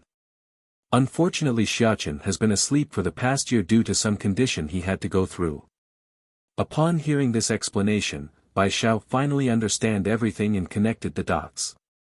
Not going to dwell on the matter since it's in the past, he instead turns his attention to the two new kids in the family. Xiachen, they are. Uncle, this my little sister and little brother. She's Di Ling Yan, and he's Di Jin Tian, they're twins, and is 1 year old. A look of shock filled the young man's face. It's only been 3 years and sister has already added 2 more, and twins at that. Uncle. The peachy girl was the first to address her uncle, and it was honey to the air for the surprised individual. Di Jin Tian on the other hand wasn't so comfortable in this situation though. Unlike his twin sister, the little glutton had to take a look before biting his lip and calling out as well, Uncle. If Ling Yan calls him uncle then I should too, she can't be wrong. Without deviating from the expected scenario, Bai Xiao was absolutely delighted at the two new babies. Sister, I am relieved to know you and brother-in-law is so happy together. Now that I have seen you and made sure you're alright, I can rest at ease and leave to do other things. What matter? Bai Yan asks with surprise in the voice, do you need my help? Shaking his head at the offer, no, sister, I can solve this on my own, I can't rely on others always protecting me. No matter how strong Bai Yan has become now, he's still going to do the same as before and keep her under his wing for protection. That's also the reason why he refused to join the Holy Land. He must become strong enough to keep up that feat. There's not much else the lady could say to that aside from nodding. Shower, I want you to remember that if there's anything you can't solve yourself, you must come find me. I will be staying in the city for a while. I understand. With a smile, Bai Xiao then looks up to the sky to access the time. Gradually, a sense of worry covered those eyes. It's getting late, I should go now. Keeper Ling's outrage. 2. Uncle, pulling his lips down into a dejected manner, Bai Shuchen suddenly got the greatest idea when he tugged at the young man's sleeve. Are you going to leave right after you arrived? Is it because you don't like me anymore, that you won't stay? Just like his older brother, Di Ling Yan also bakes on the cuteness factor by staring upwards. Uncle, stay and play with me. Di Jin Tian the little glutton didn't get what's going on with his poor brain. Nevertheless, it won't stop him from observing and copying after staring between his two siblings' action. Quickly and surely, he also grasps onto Bai Xiao's hand and pleaded, Uncle don't go, I can eat less and give you my food. Bai Xiao almost couldn't handle the cuteness coming out of his nephews and niece, especially the little glutton who clearly didn't know what's happening based on his appearance. Sister, the poor guy turns to Bai Yan for help. He just couldn't bring himself to push them away. Smiling along the face, Shower, you rarely come and visit me, so why don't you stay for a few days at least? It's the same even if you leave later. Making a bittersweet smile, Bai Xiao knew he's cornered on the matter. Alright, fine, looks like I'm stuck here for sure with these kids clinging to me. Alright sister, I'll stay for a few days like you ask. That brought a victorious smirk to Bai Yan's face. If Xiao stays, then I can use this time to find out who is after him. If it's not too dangerous, then I will let him go, if not. Humph, whoever dares to go after my brother will pay dearly for having the idea. Yah! Jumping with excitement across his face, Bai Xiachen started to swing the young man's hand in a playful manner. Uncle, you have no idea how much I miss you. The people here in this place are all so bad, but don't worry, mother already made them pay for that. Caressing his nephew's hair, Xiachen is still as adorable as ever, so lovable and cute. First elder, go arrange everything for my brother. Pausing for a second, Bai Yan's tone suddenly got heavy and stern. Also, make sure everyone knows Shower is my brother, no one is allowed to disrespect him. Otherwise the punishment will be severe. Humans hates anything that's not their kind, likewise, demonic monsters also hate humans in turn. So, out of worry for her own brother's well-being, Bai Yan wants to make sure everyone in the city knows they aren't allowed to cross the line. Yes, Your Highness. First elder complies and then made a welcoming gesture to the lad, please Sir Xiao, this way. After finding her brother gone and they alone again, Bai Yan turns to the children with a cheerful face, the three of you did well. Mother, praise me, praise me. Di Ling Yan was the most vocal and the first to run into her mother's arm. That face said it all, she wanted to be pampered. Ling Yan is awesome. Those words instantly brought a giggle to the peachy girl's face that was wiggling in Bai Yan's arm. Mother only praised Ling Yan, I also want to be praised. It's then Di Jin Tian, the little glutton, also joins in, his proud face showing he also wanted to be pampered. Jin Tian is also awesome. That said, Bai Yan uses her other arm to lift her second son up for a smooch. You did well in making your uncle stay. Now I need all three of you to keep him here, the longer the better, understand? Mother here needs to find out what's happening with your uncle. Keeper Ling's outrage. 3. In that split second where her mood turned negative, Bai Yan unintentionally released her murderous aura, which in kind scared the daylights out of her two children in her arms. Is mother unhappy? Why does she look so scary all of a sudden?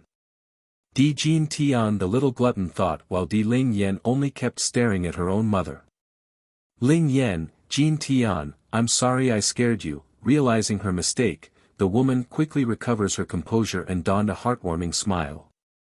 The two of you go play with your older brother now, but do not leave the city under any circumstances, okay? This was her way of making sure those from the Celestial Palace couldn't get to her daughter. Yes mother, I know what to do. Bai Xiachen was the one who answered the order. His face also appearing quite serious because he knew what Bai Yan meant by that last bit. I will protect my sister and not let those evil people get to her. Good.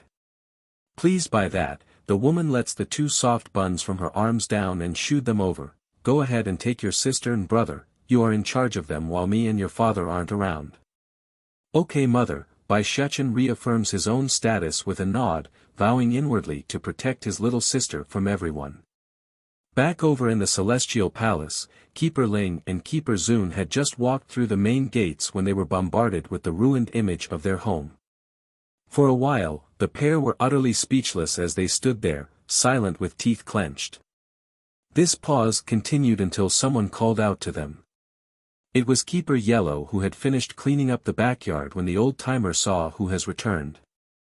Unexpectedly though, instead of a greeting like the person expected from these two, Keeper Ling completely erupted and lost his cool as Bai Yan's words echoed in his brain. Keeper Red is dead, and the celestial palace erupted into internal battle. With rage-filled eyes, the foul-tempered Keeper Ling didn't utter a single word in reply. All he did was raise a fist and send it flying into his opponent's chest, sending Keeper Yellow stumbling backwards in shocked pain. To be clear, if it was under normal circumstances, the poor guy that just came out of the backyard wouldn't have flinched in the slightest from such a punch, but this hit came out of nowhere. Rather than say he's hurt, his emotions were more of the surprised disbelief kind. Keeper Ling, what are you doing? He admits his own strength couldn't compete with the guy who just hit himself, but that doesn't mean Keeper Ling would simply take this transgression without an explanation. After all, he too was also a demi-divine lord. You still got the nerve to ask me what happened? We've only been away for a few days and you're all going for each other's throat. What about the others involved with the infighting? Tell them all to get their asses out here, especially the one who killed Keeper Red. The anger from the grumpy Keeper Ling grew monstrous to the point where his clenched fist made a crackling sound of air being compressed under his might. Likewise, Keeper Zun, who had remained silent on the side until now, was also looking livid at his clueless brethren. Hold on, infighting? What? Keeper Yellow stumbled for a response due to the weird claim. It's too much for him to process. When did the Celestial Palace attack each other? What the hell is Keeper Ling talking about? Is it because he doesn't like me and wants to make trouble? Thinking up to here, the unhappy old-timer slowly climbs back up again from his location. Showing an ugly face, Keeper Ling, I know you are not in favor of me, but there is no excuse in deliberately attacking me. I am not afraid of you. As a demi-divine lord, it's not an absolute certainty that I will lose to you in real combat. Keeper Ling's outrage. 4. Bang. This time Keeper Ling didn't waste a single word. Coming right behind the yellow-robed elder, he slams down with a palm strike for real, which was met with a countering palm strike as well. The exchange quickly created a huge invisible storm in the air as their fighting dragged out, sending all of the debris flying in all directions. The most notable would be the surviving trees in the nearby garden. It survived the previous battle when Bai Yan attacked, but the poor greeneries got obliterated into nothingness this time around. What are you all doing? Eventually the huge fighting had attracted the attention of the remaining keepers. When they ran over to investigate, all they saw were the huge brawl between the two opposing comrades. Undoubtedly a frown crept into their faces due to this, but more confused by what's going on. Eventually an elder by the name of Keeper Blue stepped in to put a stop to this. Keeper Ling, why are you attacked Keeper Yellow? Explain yourself right now. The grumpy old elder sneered at the question directed his way. As annoyed as he was, he still wouldn't go crazy mad yet and spoke with clear disdain in that voice. You still want to ask me that? Me and Keeper Zun only left for a short period and you're all going for each other's throat. Look at this mess. And who is the one that killed Keeper Red? Get that person out here to see me now. You speak nonsense. Keeper Yellow snapped at the accusation. Pointing his finger like he couldn't believe the ridiculousness of it all. Quit trying to find excuses. I know it's because you don't like me that you're making up words, that's why you're looking for trouble. When did they start fighting among ourselves? Why doesn't he know? On the contrary, it's Keeper Ling who attacked him first without a word of explanation. It's clear to the yellow-robed elder who was the bad one in this fight. Both of you stop first. It's then Keeper Zun, who was still showing an ugly face, decides to cut in. Turning to the rest of the group who had just arrived, tell me the details. What happened during this period while me and Keeper Ling was away? How did Keeper Red die? Unlike the grumpy old-timer who started the fight, Keeper Zun was clearly the more level-headed one among the pair. After hearing bits and pieces, he could already tell something was amiss. From the day you three left, the Celestial Palace was attacked in multiple locations. First it was the training ground for the elite disciples, then the back mountain where we planted the herbs and such. In order to catch the perpetrators, we and the rest of us here went out in 2 groups, leaving only Keeper Red behind to watch over the place in case someone snuck in. That finally brought some sanity back into Keeper Ling's face. Slowly putting down his fist, he wanted to believe the story but still appeared skeptical. But we did not expect that girl to return, and she also brought the old coot with her. I'm not sure if our former brother recovered his strength or not, but according to the pieces of scars and information we have gathered, Keeper Red and the rest of the corpses here were likely killed by those 2. What? The explanation was akin to a thunderclap to the ear, sending both Keeper Ling and Zun into a shocked look of dismay. You mean Keeper Red is killed by the crazy old coot? The Grump Keeper asks with clenched fists. How did that old coot regain his former strength? Impossible, absolutely impossible. Yes, according to Roashi's words, it is likely the case. I'm sure I don't need to explain the girl's personality and character to you, she wouldn't lie. If Keeper Red didn't push the lass away and forced her to flee, I can already see Roashi dying with everyone else that you see here. Such a good girl, why does the Celestial Lord not like her? In comparison, Bai Yen can't even be qualified to lick her shoes. How can 2 people who grew up together be so vastly different? Keeper Ling's outrage. 5, right, what were you 2 talking about just now? What did you mean by infighting? Keeper Blue asks again after recalling this tidbit. Before, when we were at the Demon City, Bai Yen said the Celestial Palace has fallen into chaos where everyone was attacking one another, and that Keeper Red has died in the process. We came back as soon as I got the signal from Keeper Yellow's messenger token. Unlike Keeper Zun, who only felt incredibly stupid for being played, Keeper Ling was seriously becoming twisted in his facial expression. One could figuratively see a burning flame of hatred in those eyes. Demon Realm. Bai Yen. Di Tsang. Those bastards. I didn't expect Bai Yen to be so bold to lie to me.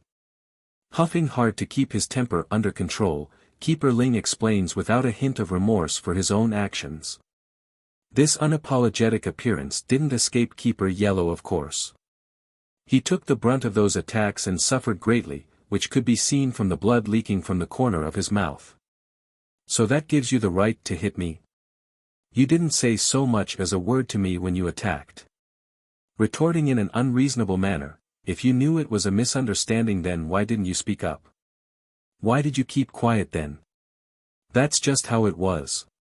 Since the day the old coot went mad and had his strength decline greatly, the title of strongest keeper had fallen onto this ill-tempered old-timer. Whether he's right or wrong, or whether or not the fault lies with him, the individual here didn't care. It's also the reason why everyone holds such a strong opinion about the grumpy guy. Keeper Ling. Snapping as well at the ridiculous reply, the injured keeper couldn't hold back and started to vent his anger in kind. What do you mean I didn't speak up? Did you bother to let me speak up?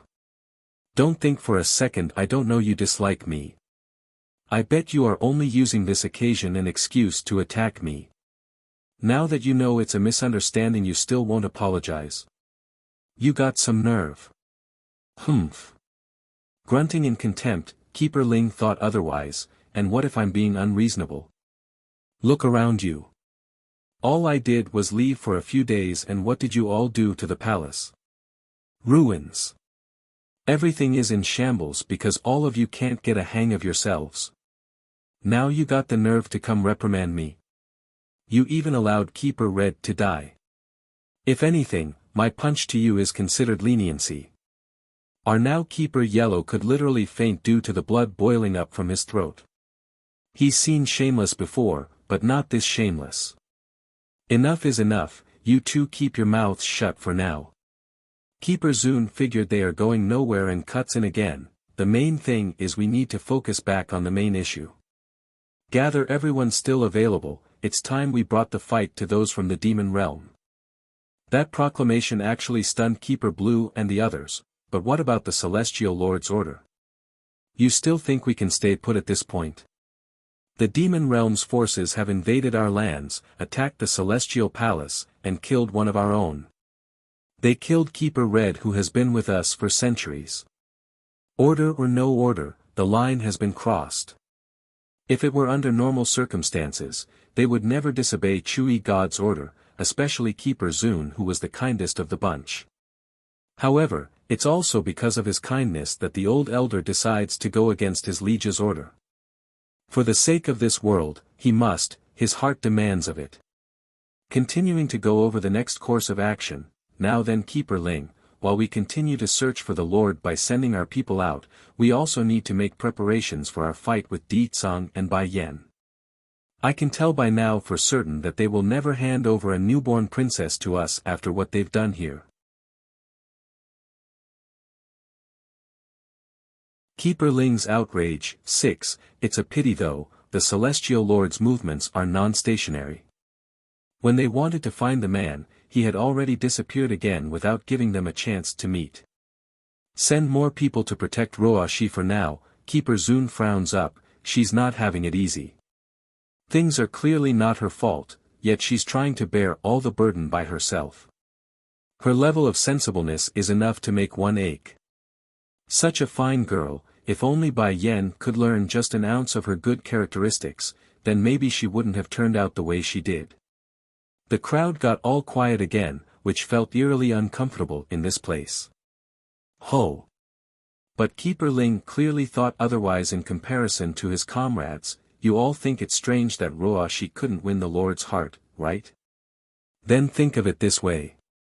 With Roashi's kind and aloof personality that doesn't connive after worldly affairs, do you think she can fight against Bai Yan, who is cunning and sinister? Keeper Blue was the first to react, but in the end the old-timer couldn't refute the grumpy keeper's claim. He's right, she's the type to abstain from worldly affairs. There's no way a unstained white lotus could win in a fight of deceit and cunningness. But no matter what, we will grant that girl's wish. In this world, no one is more qualified to be at the Lord's side than her. Somewhere inside a hollow grand room. Yun Roashi had just walked into this place when a maid hurried over to make a report of the conversation between the keepers. He's right, Keeper Ling didn't get me wrong. Unlike Bai Yan, who wants everything in this world, I don't care for the worldly stuff. She wants to stand at the very top, I only want Chui God to be by my side. However, this witch apparently forgot something very crucial in her logic. Unlike herself, Bai Yan would only use her own powers and strength to reach the top, while she herself would use underhanded means and lies to get what she wants. Everything that she has right now, everything she owns, it's through the mean of ripping it away from someone else. But, a smirk draws itself into that face. I remember the last time I saw that woman, she seems to be pregnant. Even if it's just a quick glance, nevertheless. Yun Roashi still managed to make out that uneven belly. Then with the recent attack, she clearly saw that bump was gone. It's evidence that the woman's given birth. If Bai Yan gave birth to a daughter, then those keepers will definitely go after the baby. By then I won't be able to escape from the fate they have in store for me. Darkening in her expression over the thought again, she turns to the maid nearby, go investigate for me, I want to know if Bai Yan gave birth to a daughter or not. If she did, then come back and report the news to me. If there's no mistake on her part, Keeper Ling also recognized Bai Yan's pregnancy, that's why he suggested the plan to drain the child of her blood. There's no way Roashi could stand idly by and do nothing, she must kill that baby before the keepers get their hands on the thing. To trick a child. 1, all of you leave me, I want to be alone. Yun Roashi the deceitful witch orders. Yes, milady. The maids in the room bowed and retreated with haste. Bai Yan, you can't blame me for this, so you better pray that your next child is a boy as well and not a daughter. She mutters to herself with no recipient in mind. However, it's exactly then in her momentary lapse that a shadowy figure emerges from the darkness of a corner. Why are you here? A gloom instantly covered Yun Roashi's face once she recognizes who it was. Did I not say you are not allowed to come before me unless I call for you? Do you take my words for nothing? Emotionlessly standing there like a statue, the black-robed figure didn't budge and replied smoothly with his hoarse crackly voice, I'm here to tell you I've located the Celestial Lord's whereabout. I know where he is. Tensing up immediately, the look along the lady's face couldn't be hidden, she's extremely excited over the good news. You know where he is? Since that day where Chui God returned with a warning, telling them to stay firmly away from Bai Yan and Di Tsang, the man never once appeared before them again. It's like unless he wished to found no one would be able to find him. However, there's no way Yun Roashi would be able to accept this fact, hence her reasoning for sending someone out to search for the man's whereabout. What she didn't expect though was that she really did find that wondrous person, and before the keepers at that. Alright, I understand then, you can go for now. The man in the black robe slightly raises his head over that dismissal, allowing his face to finally emerge from the darkness. His contour would be considered extremely handsome by any standards, it's just that unlike the powerful impact one would expect, he's rather soft and frail looking. Roashi, why can't you let him go? As long as you can put him down and leave this place, I will guarantee a lifetime of peace for you. Sinking into a gloom along her face, the deceitful witch snapped at the busybody, what qualifications do you have to meddle with my affairs? Don't forget, you're nothing but a dog that I saved off the streets. In comparison to Brother E God, you are nothing, so why should I leave with you? Don't forget, you're just a dog I saved off the streets. The remark stung the black-robed man, causing his hands to clench up in frustration. Nevertheless, that struggling face eventually loosened up like it didn't faze him. I see, I'm sorry if I crossed the line. When saying that, the person's voice sounded bittersweet, like there's infinite pain hidden underneath.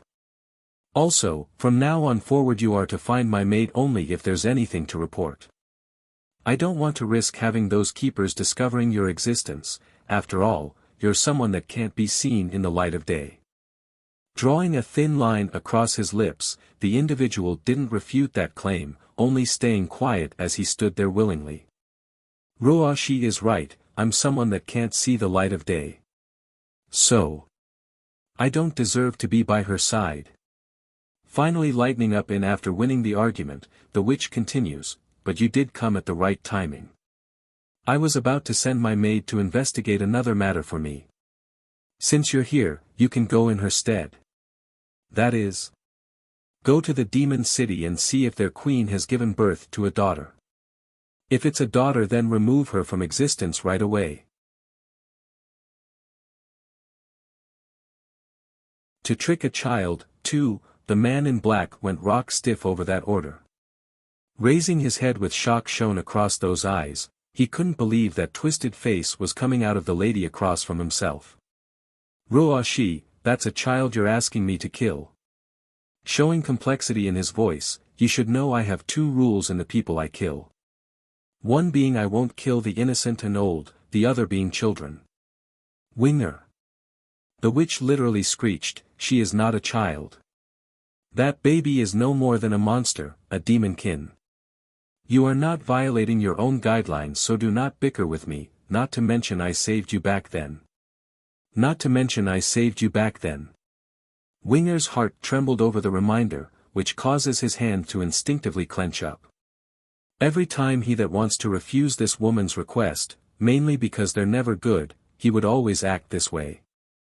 One being it's against his standards, the second being he's not an evil person at heart. Nevertheless, what happened in the past left too much of an impact on his heart. She's the one person who reached out and saved him from that dark, lonely place. That's why, no matter how cruel and ugly Roashi becomes, this shadowy man known as Winger would always appease her request. One for gratitude, the other for the ounce of warmth he got in all his life. He's never felt anything like that and clung to that emotion like a moth to fire. Leave this to me then, Roashi. Gradually a firm light filled Winger's eye. I said it before, I will protect your happiness in this life. Therefore, I won't allow others to destroy your happiness either. Even if this means he must destroy everything that he holds dear, including his own consciousness, this man of the darkness wouldn't care. Showing a soft gentle smile now, Yunroa she couldn't ask for a better response. I know I was being a bit harsh on you Winger, but you must understand, I'm also getting anxious as well during these hard times. Let's do this then. After this mission is completed, I will grant you one wish that's within my ability to give, and if possible, that said, a flash of murderous intent beams right out of those eyes, kill Bai Yen if you can, kill her if you get the chance. She was very much aware of Winger's strength. If this dog of hers goes in person, he might just be able to do some serious damage to that family. If lucky, he might even assassinate Bai Yen while they aren't aware of what's going on. Pursing his lips into a thin line, the shadowy man gave one last stare to his supposed savior before finally turning away. In the end, he didn't try to persuade her anymore and disappeared into the sky. Not long after this brief encounter, Yun Roshi had come before the grumpy keeper. Happy in the face, Keeper Ling, you came right on time, I got wind of Brother E God's whereabout. Really? A flash of joy filled the old-timer's face, causing his eyes to shine with warmth and kindness. It's true. There's no way Winger would deceive me, so this information must be true. Keeper Ling, I ask you not force the Lord into anything he doesn't want to do. If he wished to stay outside then please let him, and, that said, she then hung her eyes downward like a dejected maiden, it's fine if he doesn't want me, I don't want to force him into a relationship. But unlike the woman who only has the topic of love in mind, the old-timer opposite to herself didn't have the ear for it. Instead, he only heard the part about Chui God being located. Tell me now, I need to go see the Lord.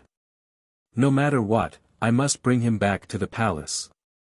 In that split second, a sinister light flickers within the senior's eye, a total contrast to the delighted face he was making. If I remember correctly, Bai Yen was already pregnant before. If without accident she would have given birth by now. If it's a girl then that's perfect, if not then I will make sure she produces another one, and to do that we will need the Lord's help. To trick a child, 3, Demon City Street Market. Big brother, I want that. Pointing to the sugar gourd placed along one of the stalls, Di Ling Yen could not move her eyes away from the sweet delectable object that's hovering before herself. However, instead of smiling and happily obliging, Bai Xiachen only showed a frown once he saw the item.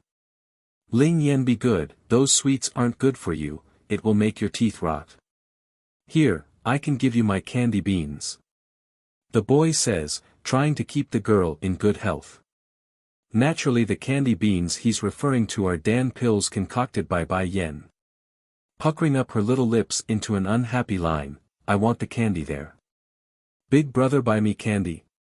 As always, the peachy girl always wins once those tears started to roll. There's no way the boy could refuse. Then only one, no more than that. That said, Bai Xiachen picks up his little sister and went ahead to purchase one sugar gourd. Here Ling Yen, your candy. Immediately, a burst of delighted giggle comes out of the baby's mouth. But right as the two were about to continue shopping, a small little hand had reached over from the side to grasp at the older boy's robe. Looking down, Bai Xiachen's view was promptly welcomed by Di Jin Tian's baby fat face. Big brother, I also want a sugar gourd, I want to eat too. No, he unmercifully rejects the request. 3 seconds, that's all it took for the little glutton to break out into a crying fit that rocked the sky. I also want sweets, big brother bought Ling Yen one and won't buy me, wah. I also want to eat sugar gourds. Due to his belief that boys mustn't be pampered, Bai Xiachen simply stood there with an indifference face to the tantrum-throwing kid. But that wasn't to say someone else wouldn't be moved by the scene. Di Ling Yen was happily licking away at her own treat when she started to furrow up in the forehead. Here's second brother, you can have some, don't cry no more. Though adamant to give up the delicious stick of candy in her hands, the peachy girl still decides to share in light of knowing what fate lies ahead for the item. But you can't eat it all by yourself. You eat one gourd, then it's my turn. We are sharing, so no hogging everything. But a child would always be a child. The girl made sure to add this part after losing to her own desire.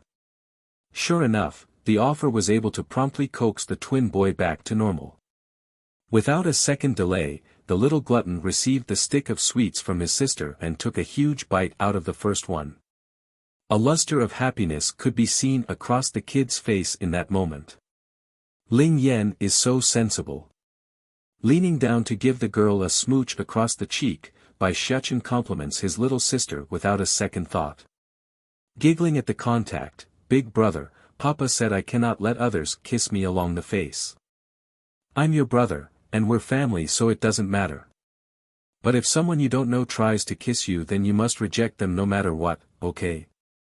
Make sure you remember that." This would be the boy's way of teaching his sister on how to avoid being abducted by other men. It may not be the most effective, but it's one way to educate her from a young age. Blinking in misunderstanding, the girl clearly didn't quite get it yet. Then what about second brother? Can he hug and kiss? To trick a child, 4, he can hold you, but not kiss. A light flashed in the overly protective brother. Oh. Ling Yan nods in a seemingly understanding manner. Though it's contrary to what she really thought, it doesn't stop this girl from believing everything Bai Shechen says. Meanwhile, on the other end, Di Jin Tian, the little glutton, continues to tear away at the stick of sweets in his hand. For him, the conversation was unimportant and only food remains on his mind in this case. Perhaps maybe in the future, the twin boy would eventually realize he's been conned in so many ways, but by then it's already too late for regrets. Then suddenly, the little glutton who's been preoccupied until smelled something even more delectable. Turning around, his eyes locked onto the fragrant smell coming out of a nearby restaurant. Slowly but surely, he toddles over to the source. Right as soon as he stepped through the door, a hand had caught him by the mouth, dragging him into one corner and out of sight. "Highness, don't shout, I won't hurt you, so please calm down." A soft voice came from the back, causing a puzzled look to come out of the boy who saw it was a stranger. "My mother doesn't let me speak to strangers," Di Jin Tian says, his lips puckering up in displeasure. He didn't forget what Bai Yan taught him. Strangers are bad, and he needs to be a good little boy. "Prince, I'm not a stranger, I'm a maid from the leopard tribe, also someone your father picked to care for your sister and you." The woman's face softens up as she explains, "I have a lot of food, so why don't you come with me?" Truth was, this maid who's trying to kidnap the gluttonous boy wasn't doing it out of malice, rather she's also under duress. Prior to Mu Shue's escape from the palace, the wretched girl kidnapped this maid's younger brother and threatened to kill him if she doesn't do as that traitor says. Now she had no choice but to carry out this plan. Food. A light blooms out of Jin Tian's eye over the idea of food, which also causes him to drool in kind. But he didn't forget his mother's words either. As a result of that, a tired expression promptly took hold along that face. Moments later, under that anticipating look of the maid, the little glutton shakes his head, "Mother won't let me strangers' food." Although he does want to eat it very much, but he much rather not see Bai Yan be unhappy. "Like I said, I'm not a stranger." The woman's face went slightly white, rousing a sense of urgency in her voice. Oblivious to the change, Jin Tian continues, "But I don't know you." That reply was a huge stickler in the woman's chest, making her want to suffocate from frustration. Didn't Mu Shue say this little prince is very gullible and easy to trick? Why is this guy so hard to persuade then? Getting a bit hard in the face now, "Prince, I have been ordered by your mother the queen to take care of you. Come with me and I'll take you to eat something very nice. There are many things you've never tasted before." That tidbit at the end definitely had an effect on the boy's mind. He looks even more tired, but in the end he still turned away for the outside despite how much he wants to stay. My mother said, "Those who try to lure me with food are bad people." I don't believe you. To trick a child. 5. Falling into a panic as the target leaves her reach, the maid wants to reach out to grab at the little glutton's arm but stopped once she noticed the figure coming over. Jin Tian. Bai Shuchen calls out as he hurriedly chased over with Di Ling Yan in tow. He was very much afraid he might have failed in keeping an eye out for his siblings. But then that fear turned to rage at the sight of the chubby baby's clueless face. "Where did you go?" Scratching the back of his head in a guilty manner, "Just now Auntie wanted to take me for dinner, but I..." He turns around towards the restaurant lobby, finding only emptiness from the rear aside from the noisy eating sounds of the patrons. This revelation brought a stunned look to the little glutton. Where did the auntie go? Frowning along his face, Bai Shuchen skeptically glances at the lobby as well. "What auntie are you referring to?" "I don't know." "How strange, she was just here moments ago, why did she suddenly disappear?" Now tearing up along the face like he's afraid of being called a liar, the little glutton turns to look up at his older brother for help. "Big brother, I didn't lie, an auntie was clearly here." Now getting all sinister in the eye upon realizing what's going on, Bai Shuchen once again glances at the inner lobby of the restaurant. "I believe you. Jin Tian never lies," in other words someone was trying to abduct him with food. Otherwise why else would they run away once they saw us coming over? "Big brother, do you really believe I didn't lie?" Tugging at the sleeve, Jin Tian asks again with a look that needs reassurance. Rubbing that little head, Jin Tian is not a bad child who lies, so of course I believe you. Besides, with Jin Tian's IQ, he has no ability to lie at his age. Of course, he wouldn't say that last bit aloud and kept it inside. "Come, we will go home first in case mother starts getting worried." It wasn't easy for Bai Yen to let them out to play, so he doesn't want to lose the privilege by going missing. "Then big brother, when can we go outside to play again?"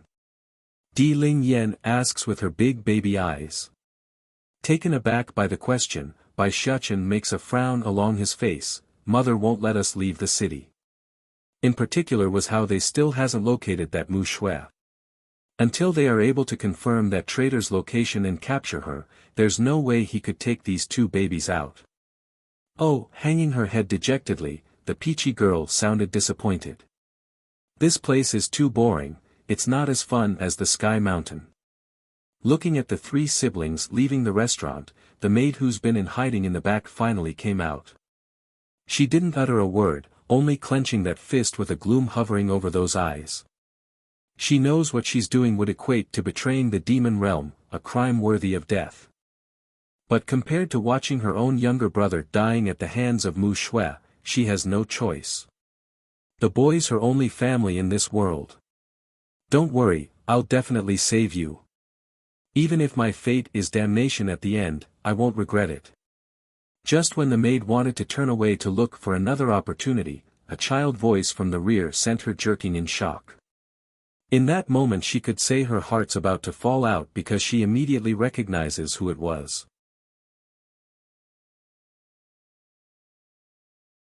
To trick a child. 6. You're stumbling backwards, her face told everyone that she didn't expect this encounter and in such a surprising manner. "Are you my parents' subordinate? Why haven't I seen you before?" Stepping forward, Bai Shuchen asks with a much heavier tone that conveyed he's suspicious and on guard. Nearly losing her wits due to the panic swelling inside, "Highness, the king has so many demons working under him, how can you know all of us? It's normal for you to not recognize me." That's a logical excuse, which the steam bun didn't refute with a nod. "So you wanted to take my brother to eat, is that right? What kind of food did you have in mind, and where?" The woman's face grew even paler than mere seconds ago over the obvious interrogation. Trying hard to suppress her inner horror, I only heard His Highness likes to eat, that's why I offered to make him a couple of dishes I learned recently. I shouldn't have gotten the idea to get close to His Highness, please forgive me. Plop. Ads taking to the knee, she began to kowtow repeatedly with her forehead making a banging sound upon impact. Looking down with narrowed eyes now, Bai Xiachen doesn't look moved in the slightest at the plea. If you really only wanted to get close to my brother, then why don't you follow me back to the palace? I'm sure my mother will like to meet you in person, how about it? The woman visibly froze in that moment. She couldn't even bring herself to look up anymore due to how scared she felt inside. To see the queen at the palace? I'm not going to come back out alive if I go. If that happens, Mu Shui will definitely kill my younger brother. You're still going to keep lying? Encroaching in a menacing manner now, Bai Xiachen tosses his smiling facade aside to take on a threatening form that dominated the close proximity. Do you know what happens to those who betray my mother? Not only do you get punished, your family and relatives will also be charged in the same way. That comment finally made the woman fluster up, which was promptly caught by the kid. This woman is from the leopard tribe, so she must be related to that Mu Shui in some way if she's trying to abduct Jin Tian. Bai Xiachen thought. I'll ask you one last time, where is Mu Shui? How is she able to avoid being tracked by the palace guards? Gulping in a difficult way, the maid backtracked again into a corner. Highness, I don't know what you're talking about, I've never seen Mu Shui ever since she fled. Not buying that excuse in the slightest, Bai Xiachen starts getting angry in his voice. It seems this conversation is going nowhere. Won't matter though, once I give you to mother and have her deal with you, then I'm sure you will spill everything. Just so you know, my mother has a lot of way to make one talk. For example, going after your loved ones is one of the ways we can go about this issue, don't you agree? The last bit of the threat was a deliberate shot at the maid's side. He's never been one to involve parties that hasn't done anything, but if these demons are going to keep aiming for his younger siblings, then all bets are off. No. The maid finally broke down, allowing the tears to flow like a waterfall. I don't know, I really don't know anything. Mu Shui kidnapped my younger brother when she left the tribe. I'm only doing this because she threatened to kill him if I don't do as she says.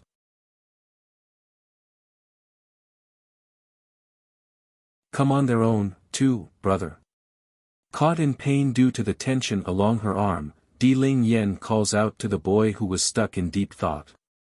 Coming back to reality and letting his hand go. Oh, I'm sorry Ling Yen, did I hurt you? It's my fault, let me blow it so the pain goes away. Still aching in heartache along those eyes after the childish maneuver, does it hurt still? Shaking her little head over the question, brother blew on it so it doesn't hurt anymore. I'm sorry, I'll pay attention next time. Turning back to the woman who has now confessed, a flicker of cold frost dressed the boy's eye. What's your name? Trembling along the shoulder, I am called Red Leaf. Red Leaf? Alright Red Leaf, where is Mu Shui now? How did she get away from the soldiers at the beginning? I am sorry Your Highness, I don't have an exact answer to your questions. I only know Mu Shui escaped from the city and is currently in hiding not far from the settlement. Going silent over the lack of crucial information, Bai Xiachen lets the atmosphere in the restaurant grow eerily uncomfortable due to the negative emotions exuding out of his body. He's very unhappy and it showed in his aura. If Mu Shui did not go far, then that proves she didn't team up with the Celestial Palace just yet. I can't let the news of Ling Yen existing reach the ears of those bad people. Biting his lips, where is Mu Shui now, take me to her. Bowing her head, I can't find her, she only gave me a transmission talisman to message her through it, and, she told me I am to wait for her at a specified location with the princess. She will then come find me afterwards. That roused a frown along the steambun's face because he wanted to use this chance to lure the traitor out, but it seems that wench was more vigilant than he gave her credit for. Then signal her that you've caught Ling Yen. We will wait for her at the specified spot. That said, a sinister grin drew itself into the boy's face, showing he's got a plan in mind. This Mu Shui needs to be removed, otherwise she will become a scourge down the road. Yes, Your Highness. While nervous and scared inside, Red Leaf also understood this was her only chance at saving her younger brother. She's been exposed, caught, and forced into an arrangement she has no say in it. Whatever happens was going to happen and she knows it. Outside the city. Not far away lied a stretch of greenery that made up a valley. This was also where Mu Shui stood, at the peak overlooking the settlement where she's currently wanted on crimes of treason. Before the king clearly wanted to take me as a consort, damn it. If that queen didn't return and used her running away to take the king away, then I would have gotten everything that I wanted. Damn her. Damn her and her children. Inhaling deeply to quench some of that anger surging from within, ready to boil over if she doesn't, Mu Shui recalls back to the scene from that day outside the palace.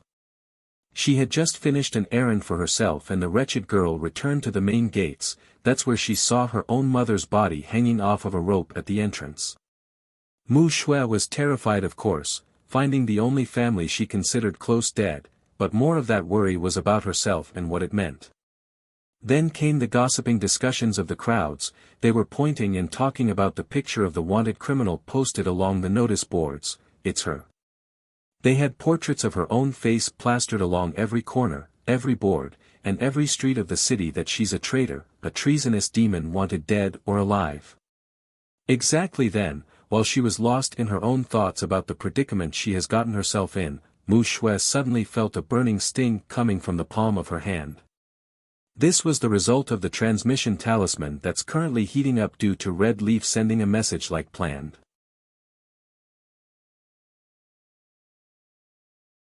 Come on their own, free. A sense of ecstasy filled Mu Shui's heart once she became aware of what the message meant. It's so strong that even her body had started to tremble. Bitch, so what if you trick the king? You will never beat me in the end, ha ha ha ha. She laughed wickedly like a witch that has lost her mind. Once I ascend into the post of being the demon queen, I will deal with you Mu Ying and all the rest that dared to cross me. How dare you betray me and our mother? I will rip out your heart and feed it to the birds. Meanwhile at the same time, Bai Yan was back in the palace sitting along a bed she arranged inside the garden pavilion when an urgent cry snapped the sleeping woman out of her nap. My queen, this is bad, very bad. A female figure quickly ran over. Huh. Still slightly drowsy in the face, Bai Yan turns to make a frown along the face. This individual wasn't someone she's familiar with, so the person didn't hold much of an impression. What's going on? Why are you acting so rashly while inside the palace? The maid's eyes were full of anxiousness, like something critical just happened. Just now I saw the little princess being taken away by someone. They should be at the main city gates by now. What should we do, your highness? Swish. Getting up in one full motion, Bai Yan's face took on a stern and serious look as she grabbed at the maid's shoulder for further detail. Ling Yan got taken away. Did you inform Di Tsang of this matter yet? I'm going to find him now.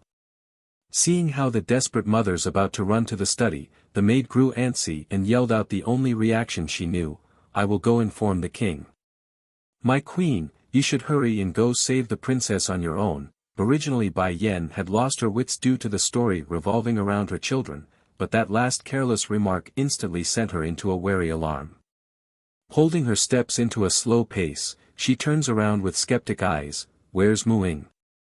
That's right, I ordered that girl to watch over my daughter at all times, never to leave Ling Yan's side. Why is it this maid that I barely have an impression coming here to tell me this? Something's not right. The maid's face grew more flustered. Mu Ying, she got knocked out during the scuffle, that's why I had to come in her stead. Growing even more skeptical now, Bai Yan didn't miss the flicker of panic avoidance in the maid's eye. Alright, you can go inform Di Tsang, I'll go look for Xiachen first. If these people want to drive me away for some reason, then I better find out why. And it's time I did some house cleaning in the palace. I can't have these spies constantly running around trying to cause trouble. Yes, Queen. The maid bowed, not daring to make eye contact. What are you standing there for still? Hurry and go, she snapped. Under that oppressive and forceful glare, the maid didn't need any more urging. In a blink of an eye, she was gone and disappeared from view. Once that's done, Bai Yen didn't twaddle around either. Looking in the opposite direction, she headed in the direction of the main gates at incredible speed. It's just that instead of making it far, she ended up running into Muing, who was still holding Ling Yen in her arms not far away. "Greetings to your highness," the guardian maid says after placing the princess down. "Mother." Running up with glee in those eyes after getting her footing, the peachy princess didn't need any goading to throw herself into Bai Yan's arm, which was warmly received in kind.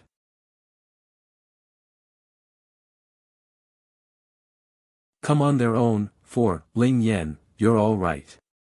Comforted by the sight, Bai Yen caresses the girl's hair and asked, "Where's your brothers?"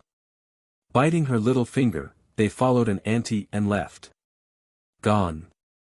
The concerned mother cocked an eyebrow and turned to the guardian maid. "Explain, Muing, what is going on?" Going slightly pale at the inquiry, the maid knew she better told the truth and all the truth lest she meets the same fate as her own mother. Truth be told though, Muing never wanted to follow through with whatever plan the older prince had in mind. It's risky in her view. Even so, she had no say or right to order someone much higher than herself in the pyramid ladder. "My queen, His Highness Prince Xiachen said the Celestial Palace wants to go after the princess. In order to put a stop to that threat, he is intending to remove the threat in person. That's why he's having the second prince impersonate the princess due to their similar figure and face. Right now they should be heading to the prearranged location organized by Mu Shui." After saying that, the maid could feel a noticeable drop in temperature around herself, and the increasingly cold eyes coming her way didn't help either. "Mother." It's then Ling Yen speaks up, rubbing her own dreary eyes filled tired fatigue. "I am sleepy, I want nappy." It's not intentional, but the girl's crisp childish voice did ease up the demon queen's stern hard face. "Here Muing, take my daughter to her room and let her sleep. I want you by her side at all times, do you understand? I do not want a single person you do not know getting anywhere close to her, and if they do. I believe you understand what I'm saying, right?" "Yes, I do, your highness, I won't fail you." Arching her fist, the almost heroic-looking Muing complies with distinguished determination. Seeing how Muing was ready to take Ling Yen and leave, Bai Yen stops her again after remembering something else. "Hold on, since Xiachen wants to use this chance to draw out Mu Shui, then let him, I will follow them from behind. However, I want you to dress Ling Yen up in Xiachen's clothes before you bring her inside the palace." "Yes." Muing exhales heavily, relieved that she's not being called to be reprimanded. Then at further thought, something hit her at the realization of what her instructions meant. Why is the queen having me dress the princess up as the prince? Does Mu Shui have other eyes in the palace that we're not aware of? She did not think too much of this though. The issue had gone way beyond her scope of duty. Nodding in compliance, Muing continued to head for the palace without looking back. Not far from the city's premise, Red Leaf had just finished leading by Xiachen and Di Jin Tian to the prearranged location she had with Mu Shui. This dark damp place was a cave, a good meeting spot for some dark dealings. "Brother, what are we doing here?" the little glutton asks, his face puzzled and unsure of what to make of this place. "Jin Tian, listen to me.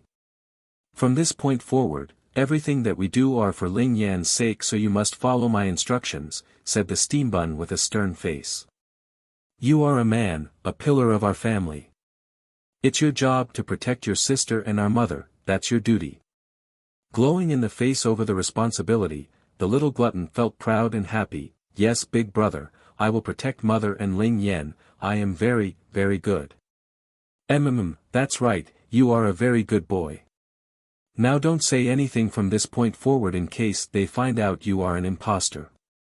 Of one of the main reasons why Xiachen would dare to bring Jin Tian out with him for this plan was because the little glutton's a boy, while the Celestial Palace was after a girl. Even if they are discovered somehow, it's unlikely those people would try to kidnap his younger brother.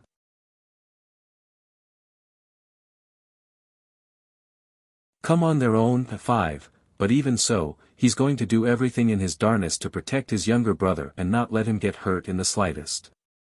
He demands himself of this and no less.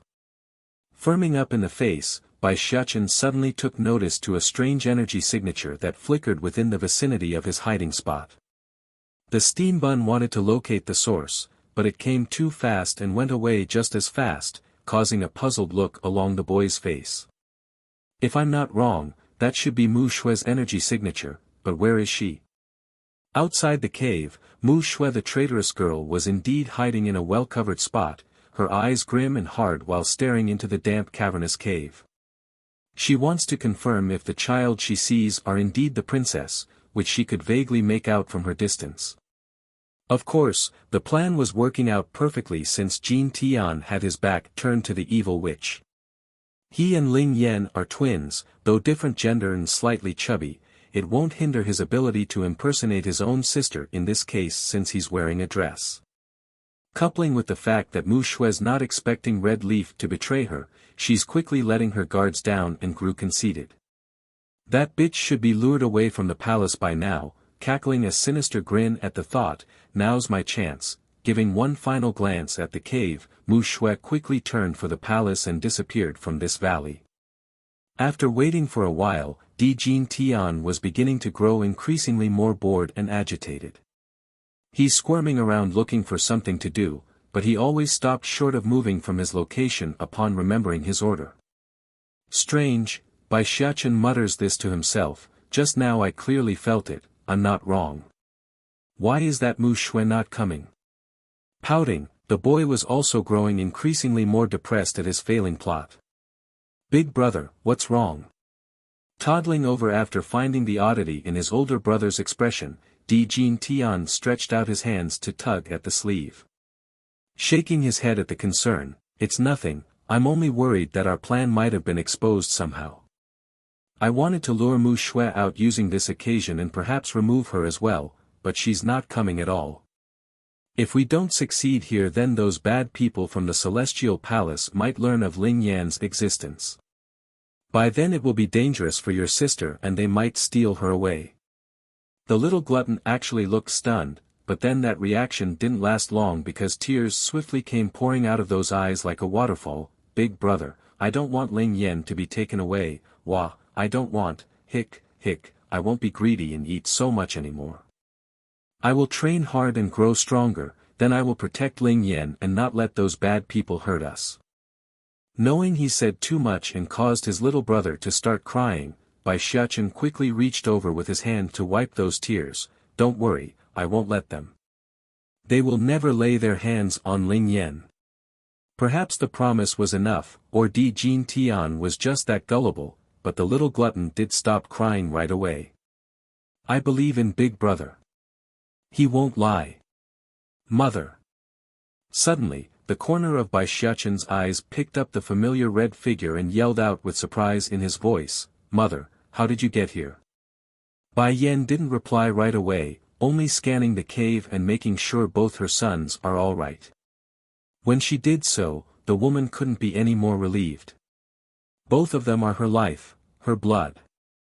If so much as a scratch come through them, she would feel just as pained and more.